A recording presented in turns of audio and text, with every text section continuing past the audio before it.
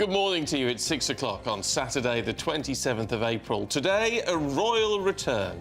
The King set to resume royal duties on Tuesday following cancer treatment.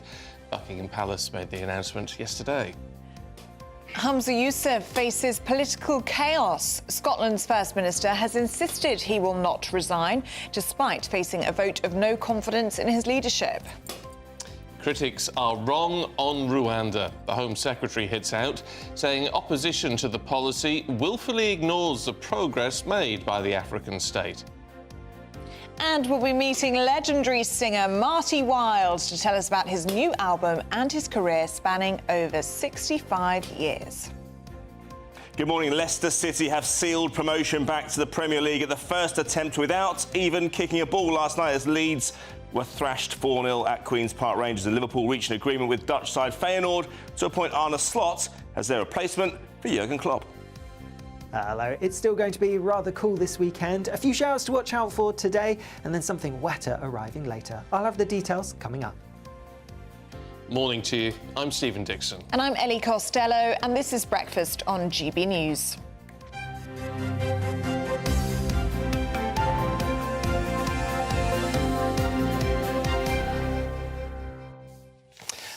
I just wanted to start off with something really lovely. Oh. This morning. Go on then. It's a great picture. I have something lovely too. Oh, good. But you go first. All right, in the Daily Star. And look at this fella here. 9, where's 9? There you go. Have a look at this fella here.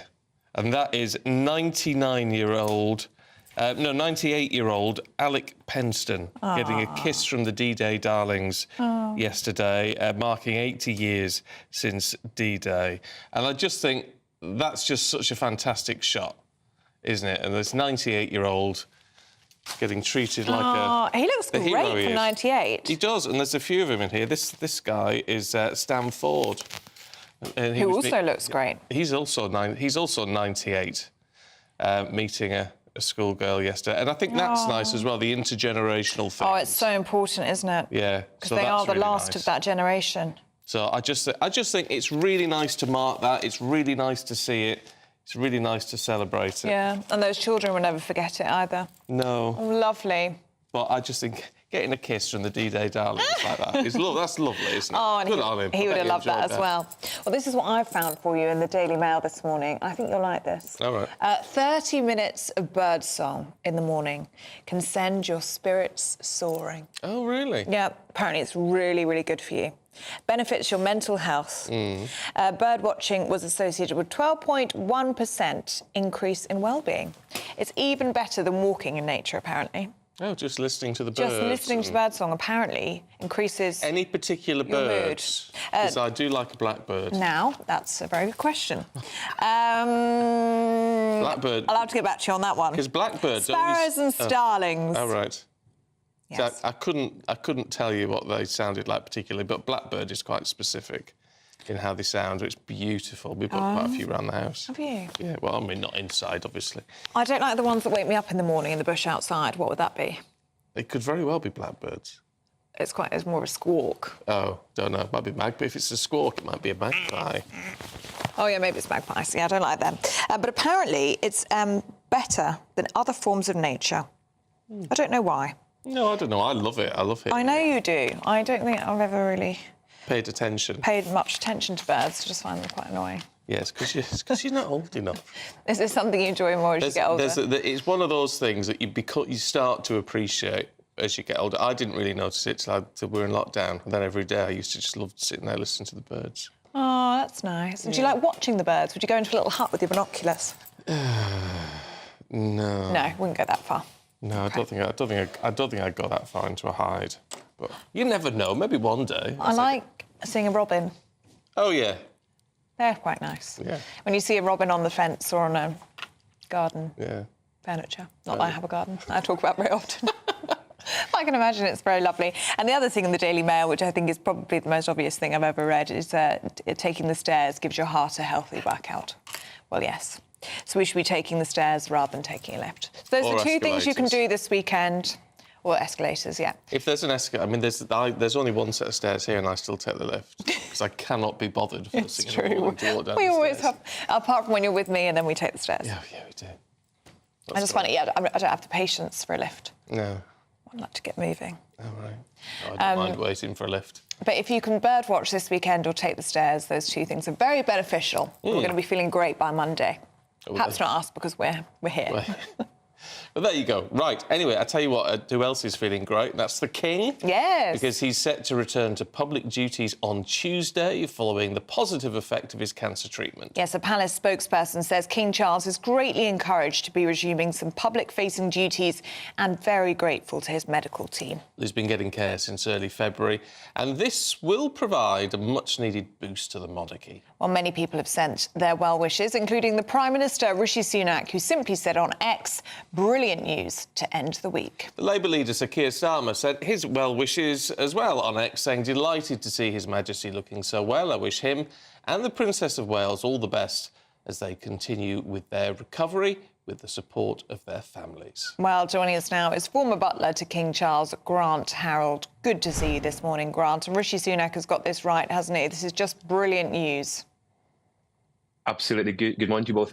It is fantastic news, and I think this is what people have all, the country, everybody's going to be hoping for. With anybody, obviously, who's going through this horrendous disease, these are the kind of, can I say, the glimmers of hope. When you hear something like this, the fact that he's returning back to some kind of normality is important. And I think also, I can imagine also for the mind, he's somebody that does not, as I've said in the past, he doesn't like sitting around doing nothing. So, and he hasn't been. Behind closed doors, he's carried on.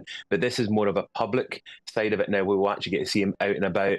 I've noted it's going to be outdoors, I believe, for a lot of this, which again is just sensible. And apparently a state visit in June, which is equally good news. And that will be interesting to see how he's progressing at that point as to how much of a state visit that is. Tell us about him as a man. As you said, he doesn't like to sit about and do nothing, but we do know that these public engagements can be quite tiring, and he is obviously the age that he is. Would he really be that desperate to get back to it? I think he is, Stephen. The thing is, I was lucky enough on some occasions to be with him, and yes, they're tiring. There's a lot of handshaking and a lot of smiling. And can you imagine if you're not feeling 100%? You know what it's like, let alone any, if you're not feeling 100%, you've suddenly got to kind of go into a room smiling. And they do it all the time. And I think what's really important with this is that this is what he's like. This shows you his character. I've always said that he would not like the fact that, it's one thing getting this disease, another obviously having to then stop and focus on the treatment.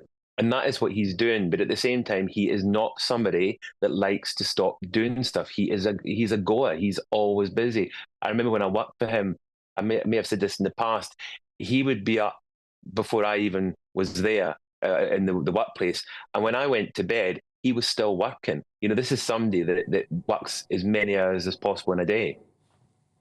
And what do you think about Queen Camilla as well? Because we've seen so much of her, haven't we, in recent months. She really has had to just keep calm and carry on whilst the King has been unwell. It's been a challenging time for them as a couple.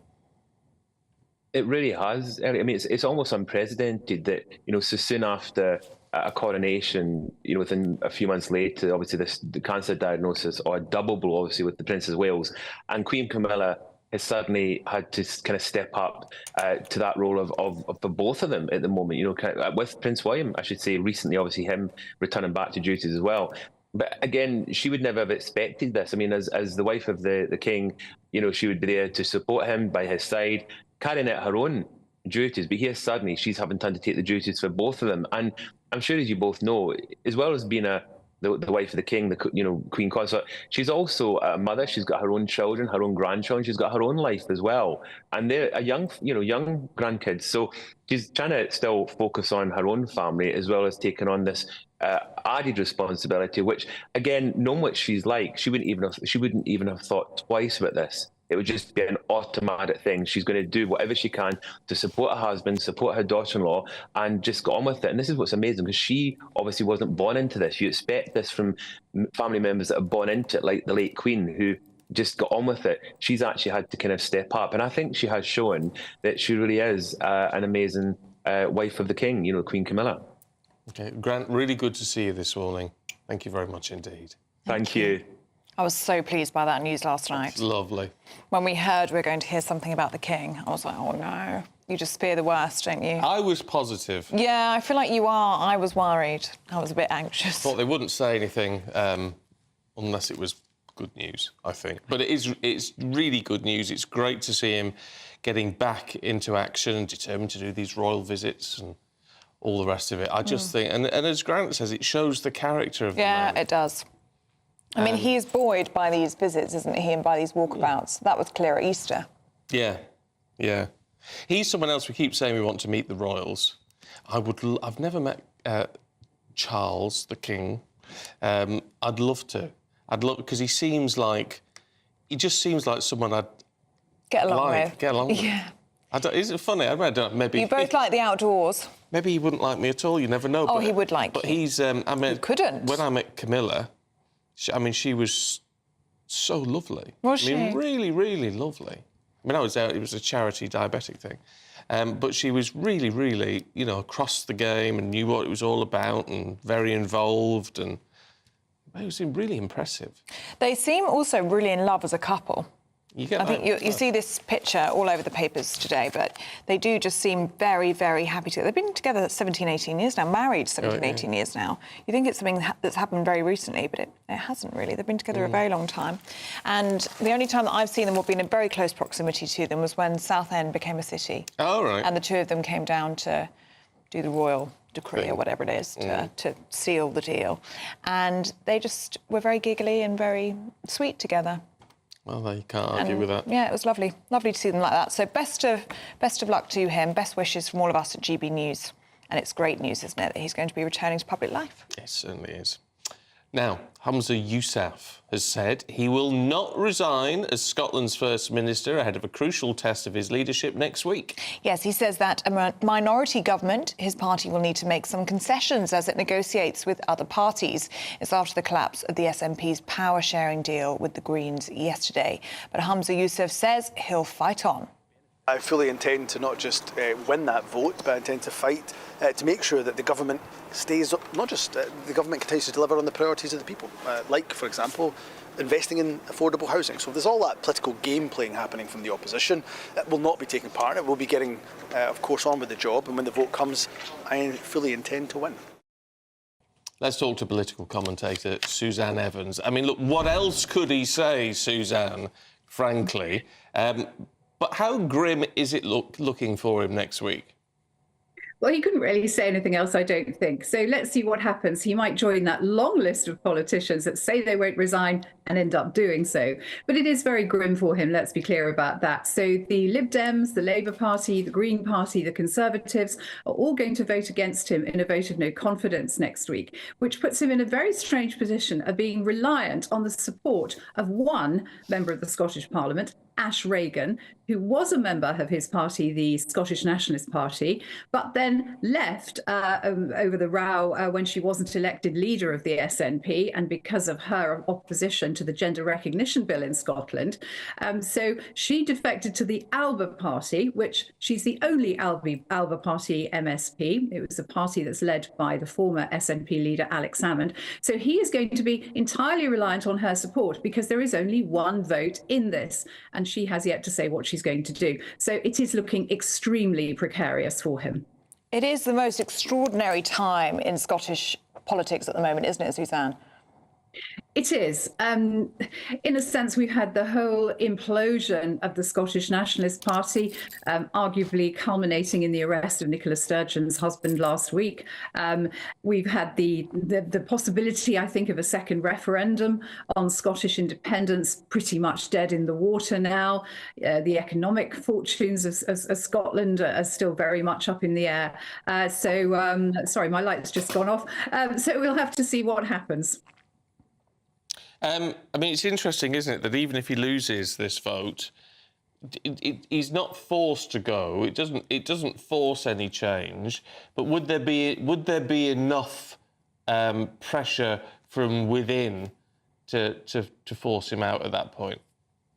Well, if he gets the backing of all his own party, then, as you say, yes, he doesn't have to go. And arguably, he could lead a minority administration. But, you know, if you're a party leader and you've had a vote of no confidence go against you, that does put you in a very difficult position. And it gives you, of course, it gives you an opportunity for the rest of the government to continue to have something to beat you with. There's no doubt about that. And one thing the Greens and the SNP had in common was independence and a want for Scottish independence. What do you think this means for independence going forward? Well, unless Westminster actually grants another referendum, which I don't see it's going to do, certainly not under this government, and I suspect not under any forthcoming Labour government as well, then it basically leaves them, I suppose, in a sense, rebels without a cause, because they're not going to get another referendum, so they're going to be stuck in the union. It does leave them with their kind of main objective really stymied. They've got nowhere to go from here. They just keep campaigning, and that's all they can do. OK. Suzanne, good to see you. Thanks very much indeed. If you are watching or listening in Scotland, it'd be great to get your thoughts on that. gbnews.com/yoursay. What would you like to see happen? Is it time to call... I mean, the parliamentary elections in Scotland aren't due till 2026. Do you want it brought forward? I mean, Ash Regan's this morning said it's up to the people to decide now, or it should be up to the people to decide now. It's crazy. It's all sort of hanging in the balance for her. I can't see how she's going to back him. I mean, I'd be very surprised because when she left the party, he said, "Well, it's no great loss." Yeah. Good riddance, basically, wasn't it? Yeah. It's going to be. Could come back to bite him now. I think it will. Anyway, particularly if you're in Scotland, love to hear your thoughts on that this morning. Now, at 16 minutes past 6, let's take a look at some other stories coming to the newsroom. And the families of 3 men murdered in the Reading terror attack are calling for urgent change after a coroner ruled that their deaths were probably avoidable. Friends James Furlong, Dr. David Wales and Joseph Ritchie Bennett were fatally stabbed in June 2020 when a Libyan refugee targeted them in a town centre park. The coroner said failings by the Home Office and the local NHS community mental health team contributed to their deaths. Pupils are being taught on the cheap. That's according to a study by the union Unison. It found pupils were missing out on essential support as teaching assistants are increasingly having to lead lessons and manage classes by themselves amid ongoing teacher shortages. And the military horses from London's Household Cavalry that bolted through London on Wednesday morning are set to return to duty in due course. That's according to an army spokesperson. They added, every one of the horses involved continues to be cared for and closely observed. All our horses receive the highest standards of care.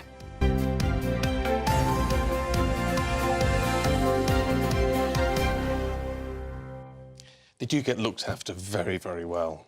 Well, I'm glad you said that, because there was a lot of concern this week after seeing those videos that perhaps they're not very well looked after. Oh, they are. They get better treatment than the men and women who look after them. Oh, really? Oh, yeah. They are the most beautiful horses. I mean, they look very well looked after, so you would hope they would be. Oh, they really are. So I can tell you. It's a relief they're back to work. So I think there was a horse charity this week that said, we'll take them in for you, if you like. No, they don't need it. They'll get better care where they are. Honestly, they really are. Well, they're the king's horses, aren't they? Yeah. So they get, only the best. And they do look very regal, don't they? Apparently it was falling concrete from a building site that caused them to bolt. Really spooked them. Really spooked them, yeah. Well, it's interesting, though, isn't it? We're talking about the welfare of the horses, which is very important. We haven't asked about the Household Cavalry men. Oh, that's very true. Who were knocked off, dismounted, and a couple of those were badly injured. I can imagine, yeah. So... falling from a horse. It's the soldiers, no, they'll be all right. Oh, dear. Well, we hope everybody's OK, horses and soldiers alike. But that certainly was quite a scary sight, wasn't it? Especially that white horse covered in blood. Well, it shows up, doesn't it? But horses, if a horse cuts itself, it bleeds and bleeds and bleeds, and they don't clot. Oh, does it? Oh, really? They don't clot the same as humans, so they do just bleed and bleed and bleed. So it looks worse. Might look worse than it is. Yeah, will do. Anyway, listen to me like I'm a proper horseman. This suits you. Yeah, there you go. Now, a business in the West Midlands has been handed a King's Award for Enterprise in the ceremony yesterday. Yes, the award is the highest official UK honour for British businesses aiming to promote both small and large enterprises. Well, our West Midlands reporter, Jack Carson, has the story. For a business in the UK, it's the highest accolade achievable, and the West Midlands is not afraid to make its mark. At a ceremony at their factory in Smethwick, the Lord Lieutenant of the West Midlands, Sir John Crabtree OBE, presented the team at Remedy Health with the prestigious King's Award for Enterprise in the innovation category. We recognise the outstanding achievement of the said award recipient as demonstrated in the application of innovation in our United Kingdom of Great Britain and Northern Ireland, our Channel Islands and our Isle of Man, and wishing to show our royal favour, confer upon it the King's Award for Enterprise Innovation. The prize aims to reward both small and large businesses with an innovative product or service and recognise their contribution to enterprise, with last year being the first awarded by His Majesty King Charles. Remedy Health and their Nourished brand won the award for their 3D printed, customisable nutritional gummies. The business has developed and innovated to be able to combine 7 different active ingredients into one daily personalised stack. Customers can choose their favourite vitamins and supplements, and at their factory in Birmingham, they'll 3D print the selection on demand. Award-winning female entrepreneur Melissa Snover is the brains behind the business. She describes what it means to be honoured with the King's Award. For our business is really the highest honor that we could ever receive. We were really founded on the idea that innovation is going to be the single biggest factor in changing the world. And so you can imagine we're all overwhelmed with pride. The Nourish brand was only one of 10 West Midlands winners out of the 262 rewarded in total, and the only winner in Birmingham in the innovation category. But it isn't just about running a business. Melissa says she's passionate about the next generation of female entrepreneurs and works with By Women Built, a platform for female-owned businesses. Less than 80% of young people can name a female entrepreneur, and that is something that we're really committed to changing the narrative on at BWB. I think you can't be it if you can't see it, and so myself and the other women involved in that cause are really trying to raise the profile of female entrepreneurs and make sure that young people are seeing them at the beginning of their career where they're starting to think about what will I be. Having launched in 2019, this business has already had to navigate a pandemic and high inflation. But with its King's Award for Enterprise proudly on display, their future has the royal seal of approval. Jack Carson, GB News, Smethwick. Oh, here's a look. This is what she does every morning. You know, she polishes our Always Trick busy Award. cleaning. It's been very nearly a year since we walked onto that stage and picked that up. Since that very special day. It was very, very And special. wasn't it such a special day? A very special day. Anyway, we're up for a Trick Award again this year for the Breakfast certainly Show. If you would like to vote for us, because the important thing about the Trick Award is it is voted for you and not by people in the industry who decide what they approve of or not. You can go to poll-trick.org.uk and vote for us as Best News Programme. That'd be nice, wouldn't it? Go for the double, 2 years in a row. Yeah, and then we've got Nigel Naiman up for Best News Presenter and Camilla Tominey with Alistair Stewart for Interview of the Year. That was about his diagnosis. So actually that would be nice to... I'd love to see that for Alistair. I'd really like to see that, because, yeah, Alistair's such a legend as well, isn't he? So it'd be so lovely to see. So 2 years on the trot would be lovely if you are able to head to the Trick Awards website and vote for us. That would be really good, wouldn't it? Well, they wish to redesign it, though. It's a weird-looking thing, isn't it? It is a bit funny. You know, what's be wrong with a little cup or a big plaque or something? Oh, you prefer that, would you? I don't know what that's meant to be. I just like, you know, the old-school trophies, like a cup. That would be nice. Is it engraved? Yeah, it is. Yeah, look at that. So hopefully we'll have another one to add to the collection. That would be nice, wouldn't it? Pop that over here. There you go. Right, let's see what the weather's going to do for you today. A brighter outlook with Box Solar, sponsors of weather on GB News. Morning. We have some heavy, persistent rain arriving later today, meaning tomorrow's going to be pretty wet for some of us. However, before then, it's a rather showery day for many of us today. First thing, we do have quite a bit of cloud across southern areas and some outbreaks of showery rain, pushing their way into parts of the Midlands, more central parts as we go through the day. Across Scotland, Northern Ireland, a touch of frost first thing this morning, and then a scattering of showers developing as we head into the afternoon, and some of these could turn a little bit wintry over the higher ground. There will be some sunny spells around, but temperatures still a little bit below average for the time of year. Some places staying in single figures, highs of around 14 or 15 Celsius further south. Some heavy rain then feeding into southern parts as we go through this evening, so a pretty wet end to the day here, and that rain then continuing to push further northwards overnight, feeding in across much of central southern England, into some northern parts of England, and perhaps into Wales as well first thing tomorrow morning. Towards the northwest though, some clearer skies, so again we could see a touch of frost first thing. It is going to be a wet start to the day across much of England and Wales then tomorrow, but that rain, although will be quite heavy and persistent for a time, is gradually going to clear its way northwards. Could fringe into some eastern parts of Scotland, but more western parts of Scotland and Northern Ireland going to stay largely dry, and we should see some sunshine also breaking out across parts of western Wales and southwest England too. Temperatures similar to today, but obviously feeling a bit more unpleasant when it's going to be very wet. That warm feeling inside from Boxed Boilers, sponsors of weather on GB News. Now, summer is just around the corner, and we want to make it sizzle for you with an incredible £20,000 in cash up for grabs in our brand new Great British Giveaway. Yes, it's our biggest cash prize to date, and it could all be yours. So here's how you could be a winner. We've blown the budget by giving you the chance to win a totally terrific £20,000 in tax-free cash to make your summer spectacular. You could use that cash to splash out on a holiday, make the garden glam, buy a new car, or just save it for a rainy day. Whatever you'd spend £20,000 on, make sure you don't miss the chance to make it yours. For a chance to win £20,000 in tax-free cash, text WIN to 63232. Text costs £2 plus one standard network rate message. Or post your name and number to GB05 PO Box 8690 Derby DE1 9TT. UK only. Entrance must be 18 or over. Lines close at 5 p.m. on the 31st of May. Full terms and privacy notice at gbnews.com/win. Please check the closing time if listening or watching on demand. Good luck. 20 grand. That would be all right, You've wouldn't got it? a better chance of winning that than you have the lottery. So I spent £5 on the lottery last night. Oh, you didn't win? Because it was 130 million. But of course, it's, I don't know, what, one in how many millions of chances to win. That's a real shame, because you said you'd give me millions as well. I did, yeah, I did. And I think I was quite good, because I said just one is fine. Yeah. You were very subdued with it. I thought, yeah, not greedy. 1 million would do me just fine. Just the one. And you can keep the 129. Yeah. So, but anyway, it wasn't meant to be.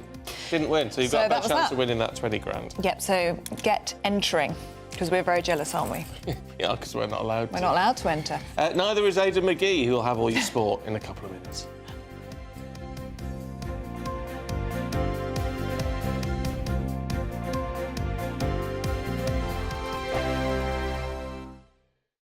We're GB News, and we come from a proud tradition of British journalism. That's why I'm so excited to be here. It's something so new. The first news channel to be launched in Britain in over 30 years. Launched to represent the views of the British people. To go where other broadcasters refuse to go. How did you find out about the story in the first place? Launched with one aim. To be the fearless champion of Britain. It's an absolutely fantastic atmosphere here. This is GB News. GB News, Britain's news channel.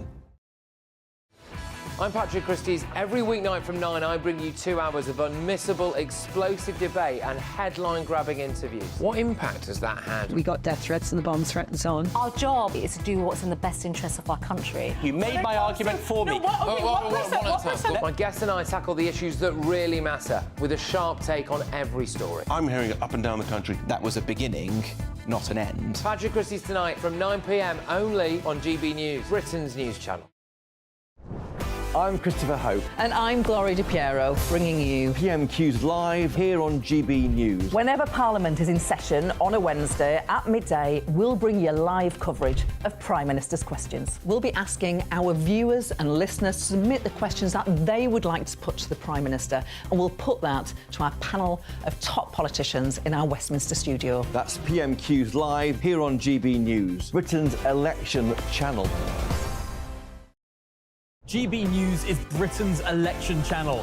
And from Thursday, the 2nd of May, the people decide. As the country heads to the polls in a rush of elections, we'll take you through the night as the first results come in. And we'll pick up at breakfast with the very best guests and analysis. And on the weekend, the results won't stop, and neither will we. We'll explore what it all means for you as we look ahead to the general election. Continuing coverage live from Thursday, the 2nd of May at midnight on GB News.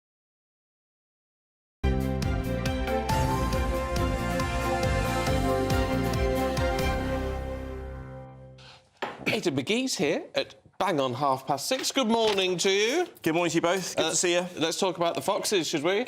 Absolutely. Well, they didn't kick a ball last night, Stephen, and yet they went back to the Premier League at the first time of asking. Leeds United needed a point, a minimum, at Loftus Road last night, QPR, just a couple of miles away from here, and I was lucky enough to be at the game.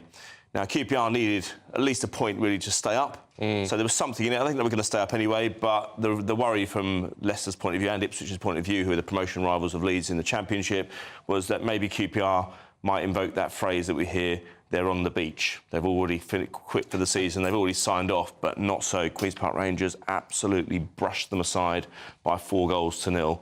And Leeds United looked absolutely desperate throughout the game. And there's a picture of me at the ground, actually, which you'll see in a minute, which we'll pick up if we can look at it. Well, you never know. You never know. No, we'll have it in a sec. But nonetheless, QPR are absolutely outstanding. Leeds United, they played on Monday at Middlesbrough. They won 4-3, a really emotional game. A little bit unfair that they have to play just a few days later, especially as both matches were on the road. But what it meant, their failure to even get a point, means that Leicester City were promoted and they're on course for 100 points this season. And a word on Leicester as well, because very difficult relegation for them last season. Jamie Vardy, 37 years old, or 37 years young. He's weighed in with 18 goals to help them back. But they had a really difficult spell around about February time. They just lost 4 games out of 6 and just took 1 point.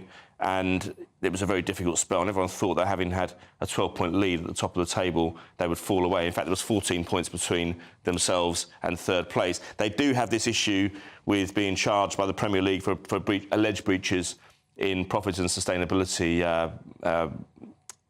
charges, actually, on the start of next season. So they could start next season with a points deduction, which makes their situation very, very difficult for next season. But nonetheless, at the moment, they're celebrating. Ipswich plays tonight against Hull City, so they've had a real boost as well from Leeds not winning.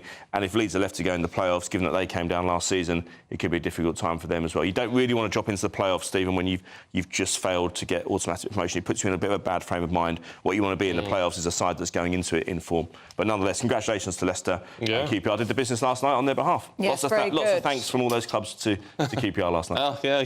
Yes. And is congratulations in order to Arne Slot? Well, I think so, yeah. It looks that way. There were reports late last night during the game, actually, while I was at QPR, I've got QPR on the brain, haven't I? Liverpool... No change there.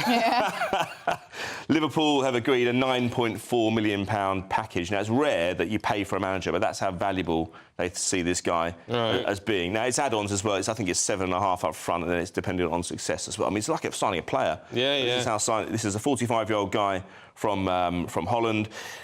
Holland is a key thing here, because just like players and just like managers, sometimes they do well when they come from Holland. They acquit themselves well in the Premier League. Sometimes they simply don't. We've had loads of players that have either been outstanding or absolutely useless. Erik ten Hag is one of those. The jury's still out. He went to Man United, huge job 2 years ago. It looks like he's going to lose his job this summer. Ronald Koeman was another one 8-10 years ago who came to England, had spells at Southampton quite successfully, then Everton, a really stellar playing career, but couldn't quite cut it at a really big club at Everton doing the job. So the jury's out on that, but they like his playing style. They like the fact that he is able to develop players. He won the Eredivisie last season. He won the Dutch Cup this season. They're going to finish second in the league, it looks like, this time around.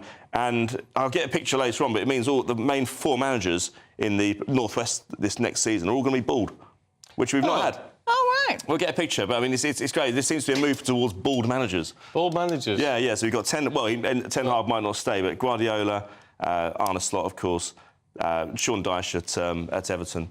And they're at Ten Hag if he survives. Well, there you go. All right, so what are the key games we're looking out for today? Well, we've got West Ham and Liverpool. Liverpool have one last hurrah today to try and get their title challenge back on track. I did say on this very programme in January, Stephen, if you remember, when Klopp announced his departure, I did say that they would struggle. Because when you announce your leave, yourself right. Well, I told you, you know how it works. If I get them right, I'll remind you of them, and for the rest of them we just forget. But I did say that midway through the season, if you're announcing your leave, even for a side with high standards as Liverpool, you might see a drop off, and we've seen that in the last few games. I think it's just like Alex Ferguson in 2002. I feel he handed Arsenal the title that season when he announced in January that he wasn't going to be continuing. And that was a really stupid thing to do by Fergie because all he wanted was a new contract, which he eventually got. He ended up staying. But I think that anyone just in life, in general, if you're in a job and your boss is leaving, it's natural to kind of look ahead to what happens after that. I mean, if you've seen some terrible results in the last couple of weeks, they lost at home to Crystal Palace. They went out of the Europa League against Atalanta. That was a match they really should, or a competition they really should have won. And of course they lost at the weekend as well on Monday against Everton, which was a terrible result. So I think you've seen that drop off. I think it's between Manchester City and Arsenal now. Those two are in action tomorrow. Arsenal got a massive game against Tottenham, who will be keen to do them no favours whatsoever. Aidan, good to see you. Thank you very much indeed. See you later. Now, do stay with us. Still to come, we're going to be going through the papers with Susan Holder and Emma Wolf. That's next.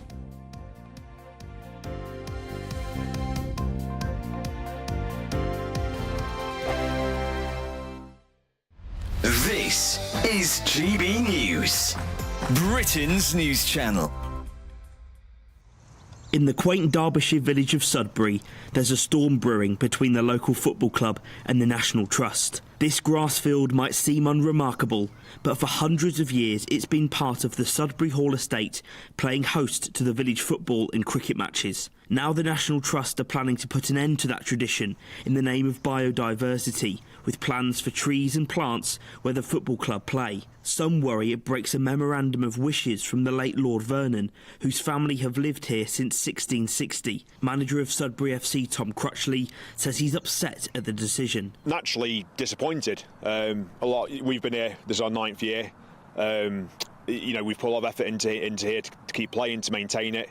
I'm from the village originally, so personally it is very upsetting. MP for Derbyshire Dale Sarah Dines says the National Trust aren't respecting the history of the site. I feel they're trampling over the wishes of historic owners who gave up this wonderful site for the nation. And for over 100 years, people have played football and cricket here. It's incredibly sad. Incredibly sad. And it's against the wishes of a lot of people locally who've written to me from the village. Sudbury Hall lives under the branding of the Children's Country House, a decision which Dines says is disrespectful to the history of the estate. I mean, this is fake to make it into a children's theme park. It's almost a reimagining, and in fact, that's the very words it says on their website. The house is reopened, it's been reimagined. I don't want our heritage to be reimagined. I think the National Trust has been captured by people who have different ideas than most people in this country. Whilst the public will still be able to roam these historic grounds, the village feels like a legacy is being snatched away. Jack Carson, GB News, Sudbury.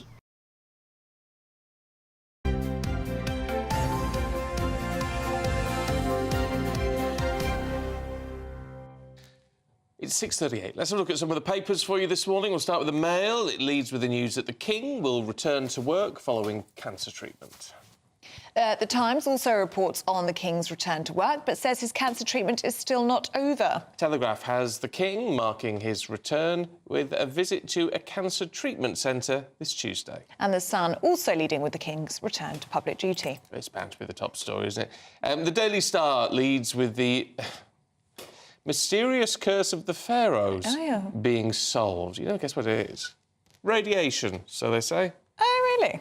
From what, how, who, where, I had no idea. Wow. To read that. That's certainly very interesting. Yeah. And a bit different from the All start. shall be revealed. Oh, yes. Well, we look forward to that, Emma Wolf, who is here alongside Susan Holder. Good to see you both this morning, ladies. Good morning. Susan, let's start with you, shall we? Because it is leading almost every newspaper this morning. Of course, the King returning to public duty. Yeah, and I have to say it was with great relief that I saw that update yesterday. Yeah, thank goodness. I knew there was going to be an update coming out, and I was very relieved that the update was good news, as I'm sure everybody else is. And not only because that's what we all want, but how reassuring for people. I just know how reassuring it is. The story of the King and Princess of Wales having cancer is obviously, it's so shocking, and I don't know why, because cancer affects 1 in 2 people, and it can affect anybody.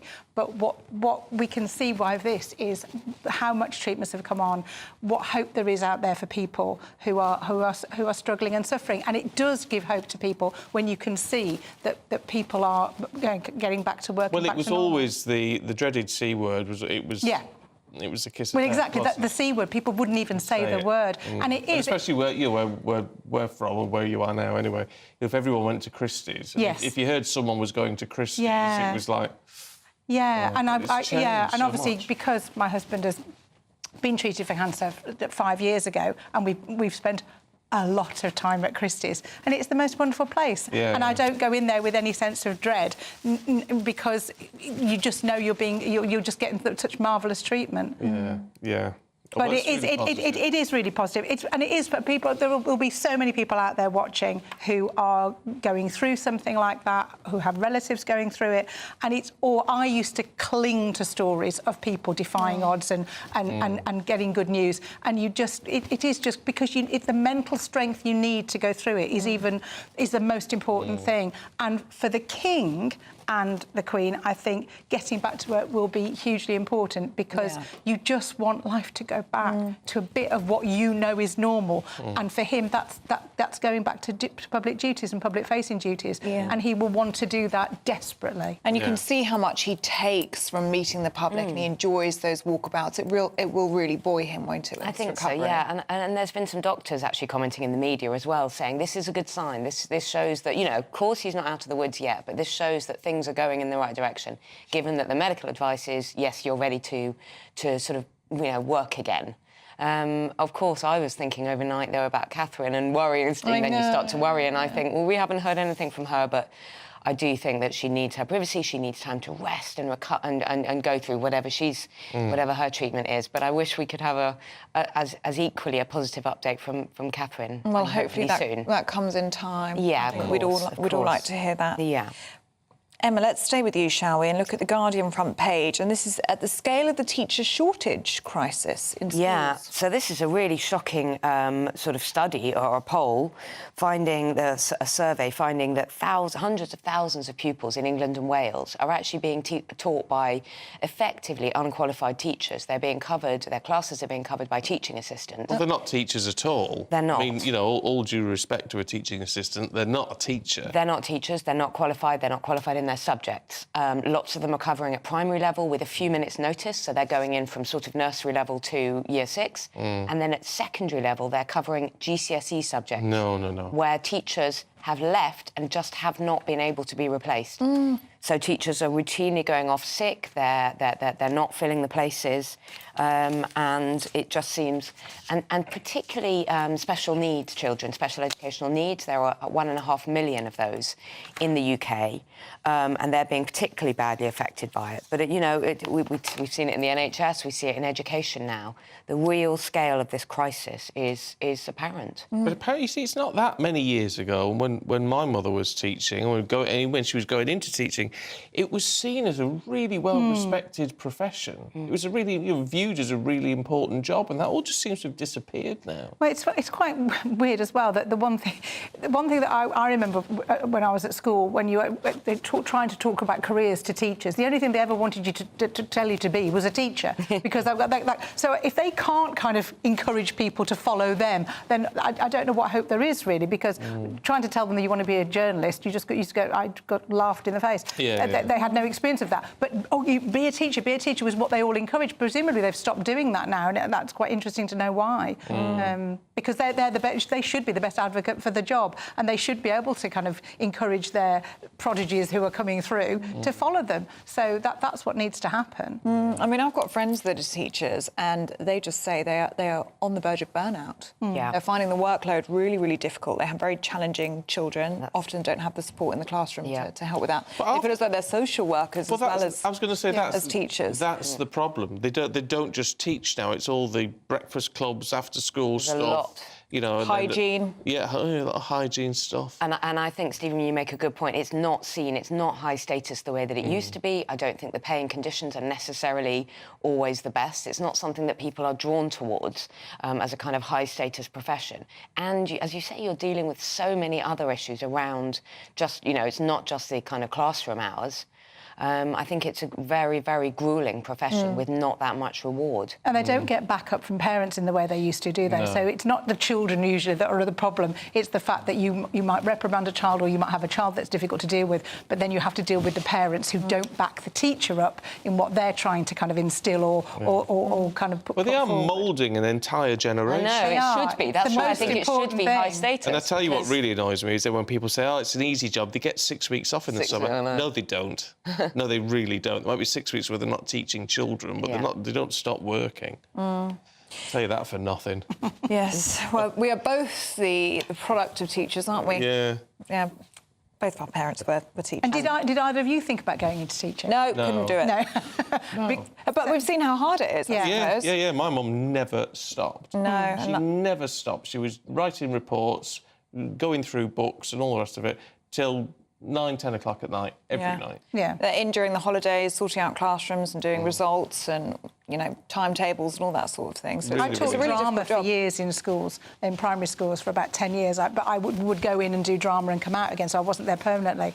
But the one thing about working with children that you learn used to working in newsrooms and doing that sort of thing, you can't stop. You can't turn your back on a room of children and just have a cup of tea or read the paper. You're on all the time. It is, and it's that sort of mental stress, I think, that people don't quite understand, that you can't be in a classroom of children and take a moment for yourself at all. Yeah.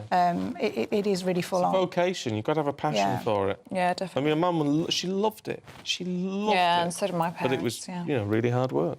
But that is a concern, isn't it? You'd think it would be very detrimental to children not even having a qualified teacher at the front of their class at GCSE level. Ooh. Let us know what you think about that. gbnews.com/you'll say. Susan, let's have a look at the Eye, where we're looking at mega farms supplying chicken. So it's the front page lead. The Eye is the only paper not to go with the King as its front page lead, because they've gone with toxic gas surge from US-style chicken farms. So it's the sort of intensive farming places that supply your big supermarkets, Tesco, Marks and Spencer, or McDonald's and Nando's. And what they're saying is that the emissions from these intense chicken farms put ammonia into the air, which, when it combines with other things, can be really detrimental to health.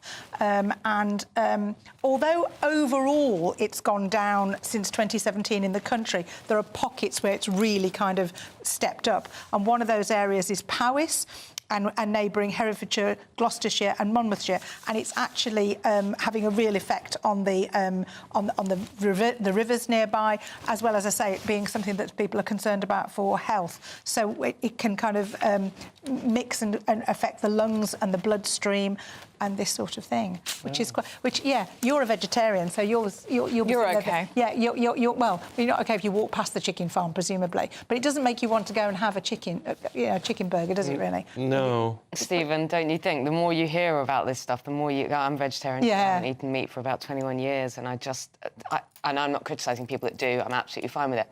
But the more you hear about the way that animals are intensively farmed, the way that they're slaughtered, the way that they're treated in life and afterwards, I just think, how can you shut your eyes to this unless you're spending a huge amount of money and going organic and going to these very, very exclusive butchers? You must acknowledge that if you're buying in the supermarket, lots of this is in kind of intensive farming. I don't know how you get around it, really, apart from going back to the good old days. And, proper farmers Obviously, the welfare of their animals is absolutely key. But it's supply and demand, isn't it? If Nando's and McDonald's and all the other places, and how much people are prepared to pay for whatever product they need. And also, when it comes to farming, I don't know enough about farming to know, but it's all very well criticising chicken farms. But there could be that you hear a lot that vegetarianism is fine, but there's lots of things that go on in farming for all sorts of products that can actually have an effect as well. It's not all just because it's vegetarian.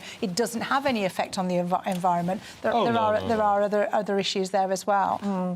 It's a difficult one. It's a difficult one. But you don't really want toxic gas from a chicken farm. Doesn't sound great, does it? No. When you're having your breakfast. I do apologise. No. Emma, let's take a look at Humza Yousaf, shall we? Who is standing strong for now. Well, he says this is his desperate attempt to cling to power. The SNP leader in Scotland. He's had a very what should we say chaotic few days. Very chaotic few days. Obviously, he decided to end his to scrap the coalition with the Scottish Greens, which has spectacularly backfired on him because now Labour are attempting to everybody club together and basically unseat him. There's going to be a confidence vote, no confidence motion expected this week, probably voting on that on Wednesday or Thursday. But what will it do to him? That's the issue, because it doesn't force him to go. No. Even if he loses it. How he responds to that, well, let's see. But it could eventually lead to a Holyrood election. But we shall see. But obviously, all eyes on Scotland at the moment. It's been quite exciting and quite dramatic, hasn't it? It's been quite interesting to watch. I mean, from an outsider's perspective, it's been quite interesting to watch the SNP implode.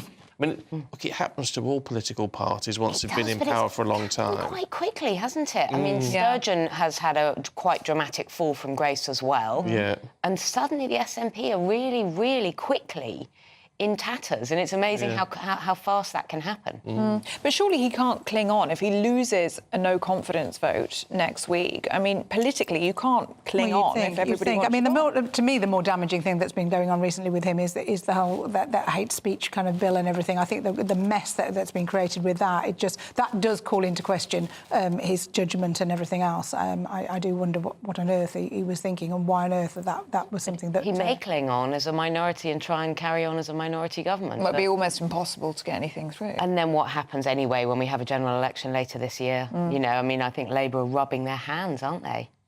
Well, yeah. They're seeing a resurgence, aren't they? Yeah, I mean, absolutely. It's going to be interesting to see what happens, say, with Westminster seats north of the border. Yeah. It's going to be interesting. I can't see how the SNP are going to do particularly well on that. But, of course, the SNP Westminster leader, Stephen... I've forgotten his surname now. But he's standing shoulder to shoulder, he says, with Humza Yousaf. Until he isn't. Until he isn't. Until he isn't. Yeah. Well, yeah. Until he regretfully... Stephen Flynn. Whenever they give the full confidence, it's always just before they don't. Yes, it's never a good sign, is it? This intrigues me. Susan, The Telegraph, saying Joe Biden would be happy to debate with Trump in the presidential election. Well, again, he would say that, wouldn't he? He's finally said something. Well, he said it, but he said it to the shock jock Howard Stern, who's on a radio interview in America. And when you put on the spot by Howard Stern, I mean, what else are you going to say? You're not. I would think that he is going to say that. And Trump went straight on X, formerly Twitter, and said, well, he doesn't really mean it. So until he's... And again, you believe it when you see it, won't you, really? He has got to say, though, that he is going to debate. But yeah, I mean, whether or not... it could just be the kiss of death. Well, he's been avoiding this issue for months and months and months. So he said... So Howard Stern said, look, are you going to debate? Because Trump's up for it. Trump will absolutely, thinks he'll wipe the floor with him, which he may well do.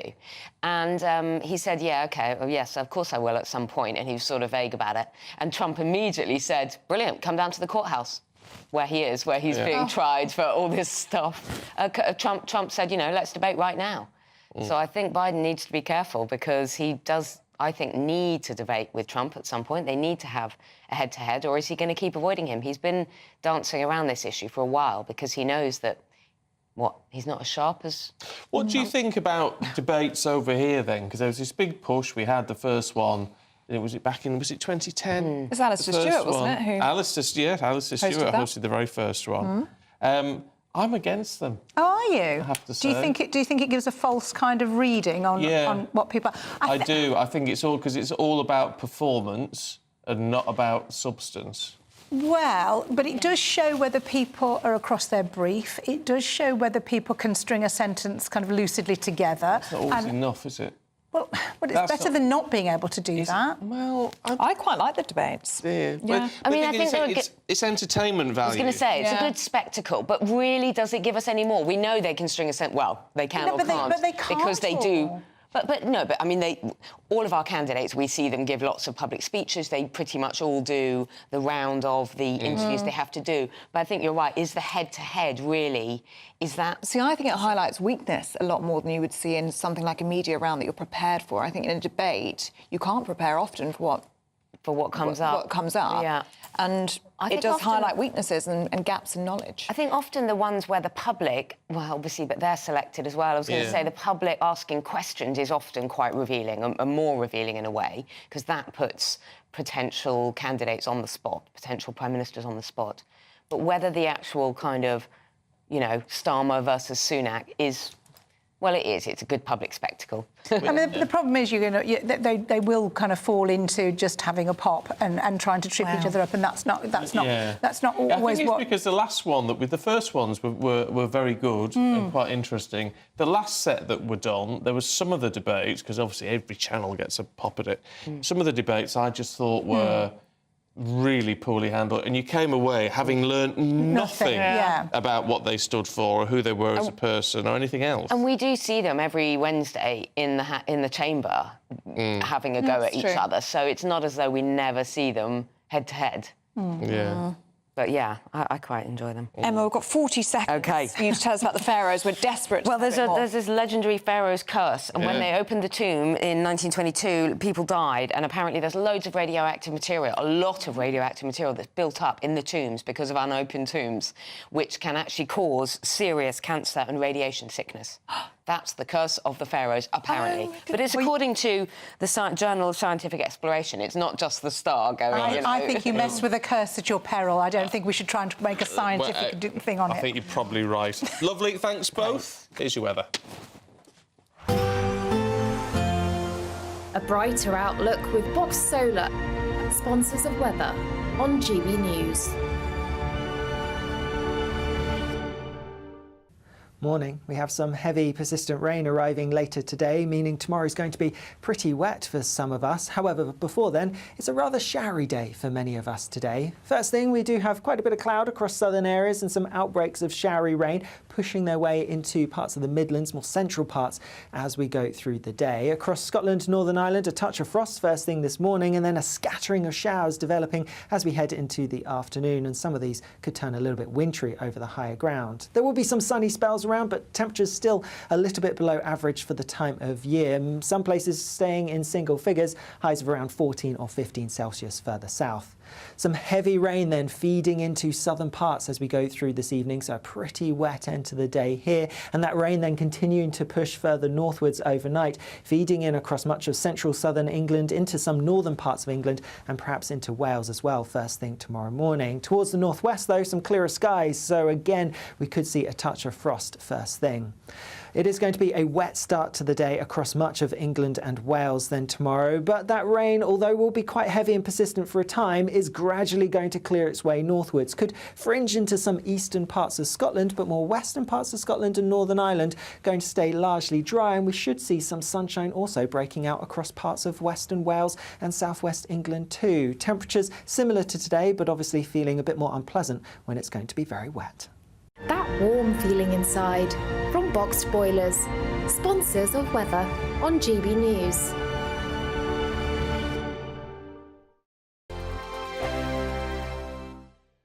We've blown the budget by giving you the chance to win a totally terrific £20,000 in tax-free cash to make your summer spectacular. You could use that cash to splash out on a holiday, make the garden glam, buy a new car, or just save it for a rainy day. Whatever you'd spend £20,000 on, make sure you don't miss the chance to make it yours. For a chance to win £20,000 in tax-free cash, Text WIN to 63232. Text costs £2 plus one standard network rate message. Or post your name and number to GB05 PO Box 8690 Derby DE1 9TT. UK only. Entrance must be 18 or over. Lines close at 5 p.m. on the 31st of May. Full terms and privacy notice at gbnews.com/win. Please check the closing time if listening or watching on demand. Good luck. If you want your news to be straight talking... This is a nightmare for the Conservatives again. Down to earth. It's not just Nottingham where this is happening, is it? And most importantly, honest. Hard-working, middle-class taxpayers, they'll get the book thrown at them. Then catch me, Martin Daubney, Monday to Friday, 3 till 6 p.m. on GB News, Britain's news channel.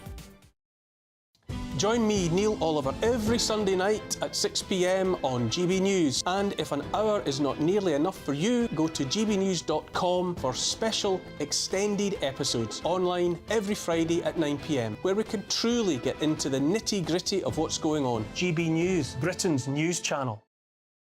Every Saturday, 10 till 12, we'll bring you all of the news that you need to know. We'll also remind you that there is so much to smile about. It's my favourite time of the week. I get to relax, enjoy some light-hearted stories, and let Ellie teach me about fashion too. That's Saturday Morning Live, every Saturday, 10 till 12. Only on GB News, Britain's news channel.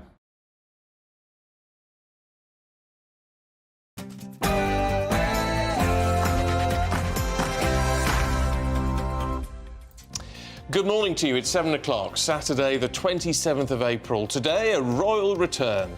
The King set to resume royal duties on Tuesday following his cancer treatment. Humza Yousaf faces political chaos. Scotland's First Minister has insisted he will not resign. That's despite facing a vote of no confidence in his leadership. Humza Yousaf is clinging on by the tips of his fingers. But can he last the week with pressure on all sides? Find out more with you very soon. Critics are wrong on Rwanda. The Home Secretary hits out saying opposition to the policy willfully ignores the progress made by the African state. And we'll be meeting legendary singer Marty Wilde to tell us all about his new album and his career spanning over 65 years.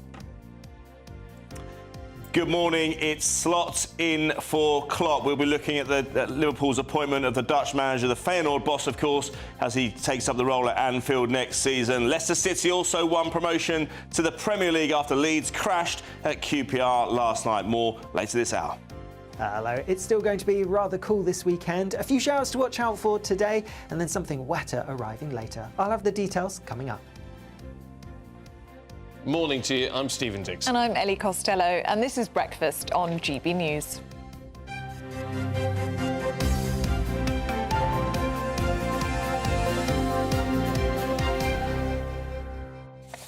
We've been talking about birdsong. Oh, yes, we have. Apparently it's very beneficial for your mental health. 30 minutes of birdsong, yes. It's better than a walk in nature, apparently, for your mental health. So you get both. Go for a walk in nature, you get your birdsong. That's very true. But you can also sit in the garden with a coffee. Maybe that's what it is. Maybe that's the difference. Peter says, birdsong's good for you, not at 4 a.m. when the Canadian geese start squawking sounds like they're killing each other. That's my experience as well. Clive, all right, Birdie, says, my wife keeps doves. We started with 4, we've now got 12. And they're really good for well-being. Aww. They do sound very calm, doves, don't they? Do they? Very gentle. Are they there? No, it's too. Oh, that's the too. OK. Tell someone's bird watching. You've got to do that with your hand while you say it. Yes, very good. Did you have doves at your wedding? I feel like that's something that you do. No, I didn't, no. I know you would like doves at yours. I might add that to my list. Yes, very nice touch. Can't afford them, doves. That's true.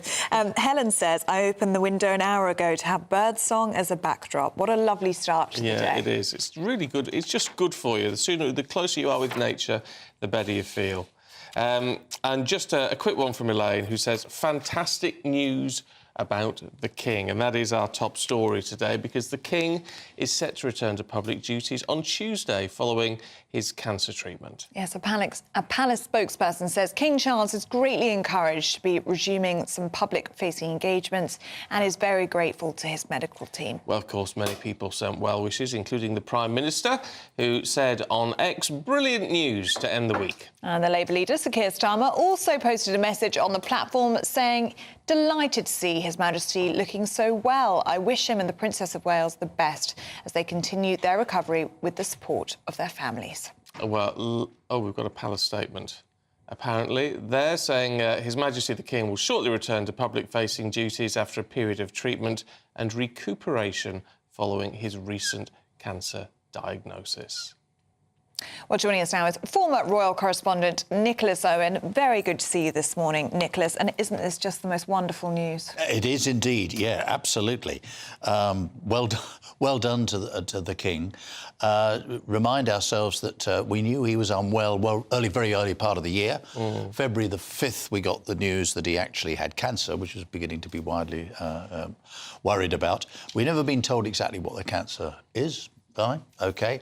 And here he is getting back to duty. But this amuses me, really, because you know anything about this man, he's always on duty. I was reading somewhere that one of his relatives, one of his many relatives, said that he was hugely frustrated that he couldn't get on with work in the same old way. But he's still been doing a lot. He still sees his private secretaries and all those other people every day. He's been doing that. He's still been meeting the Prime Minister for the Tuesday engagement. Still been going through the red boxes, and then he goes off to Sandringham, and there's a garden there, the new garden. He's looking after you.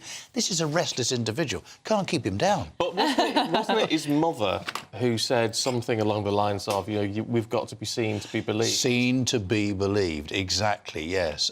Actually, this goes back a lot further than that, I think, really. It was, I think, George III, who had a lot of children, George III, and they were a bit of a reluctant bunch, rather ne'er-do-wells, you have to say. He got very cross with them because he said the important thing about us is to be seen. Our job is to be out there, and that's gone right through. And certainly Her Majesty the Queen took that view. It turns out, after the Queen's death, I was quite surprised about this. She had more bouts of illness than you might have expected in her life. Yeah, I mean, stories began to come out. Well, it's understandable. Lady lived on to nearly 100, so why wouldn't she? But you never, if you looked at her diary, looked back at what she'd done, looked at all the films over the years, the TV coverage and so on, it's just endless work, out and about. Yeah, and she was so stoic as well, wasn't she? I mean, we're talking about King Charles being a restless individual. You can imagine that this news is great news for him as well, because it will be so beneficial for him to be back to work and being amongst people. Yes.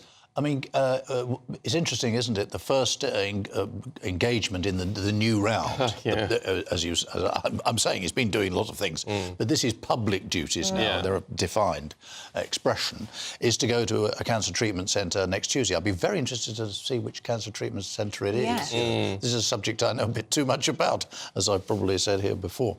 But that's the first thing he's going to be doing. But it's an absolute classic example of the sort of way he wants to get involved and where he wants to be seen. But that's the acknowledgement of the power of all of this, isn't it? And although, I mean, for one thing, why can't they just have their privacy? And if they want to be, if they're ill, just be ill privately like the rest of us. It's different for them.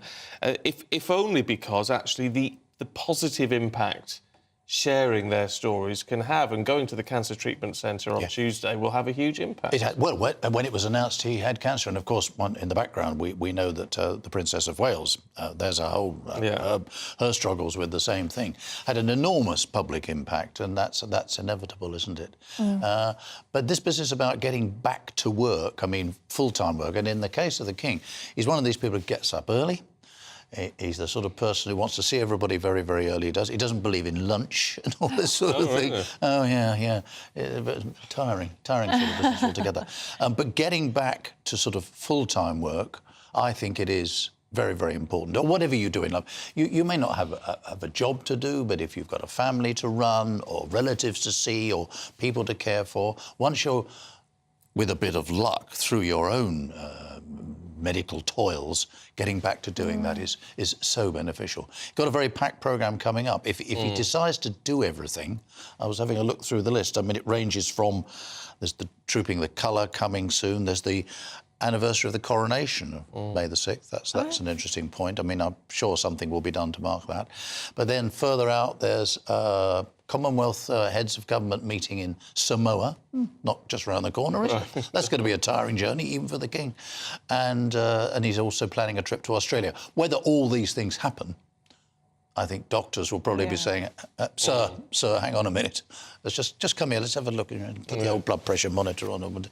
But no, it's terrific, and it will, I think, help in the way that his initial diagnosis helped sort of encourage people. I think this will give even more encouragement. And what do you think this means for the monarchy as well? Because it has been a really challenging few months, hasn't it? I mean, it really is a slimmed-down monarchy. We've seen the pressure on Prince William, who has his own pressures, obviously, with his wife as well. And Queen Camilla, too. Yes, challenging time for her, and she's been wonderful. She has, yeah. Well, she's had to carry a lot of the load, hasn't she? Because of course we know others are not available. Mustn't forget either Prince Edward and now the Duke of Edinburgh and his wife Sophie. They've done. They've really stepped. They've really stepped up. Yeah, and I think proved themselves terrifically. But of course, there's one very senior royal who's not around doing things, and Prince Andrew, and I'm afraid that will be the case for the future.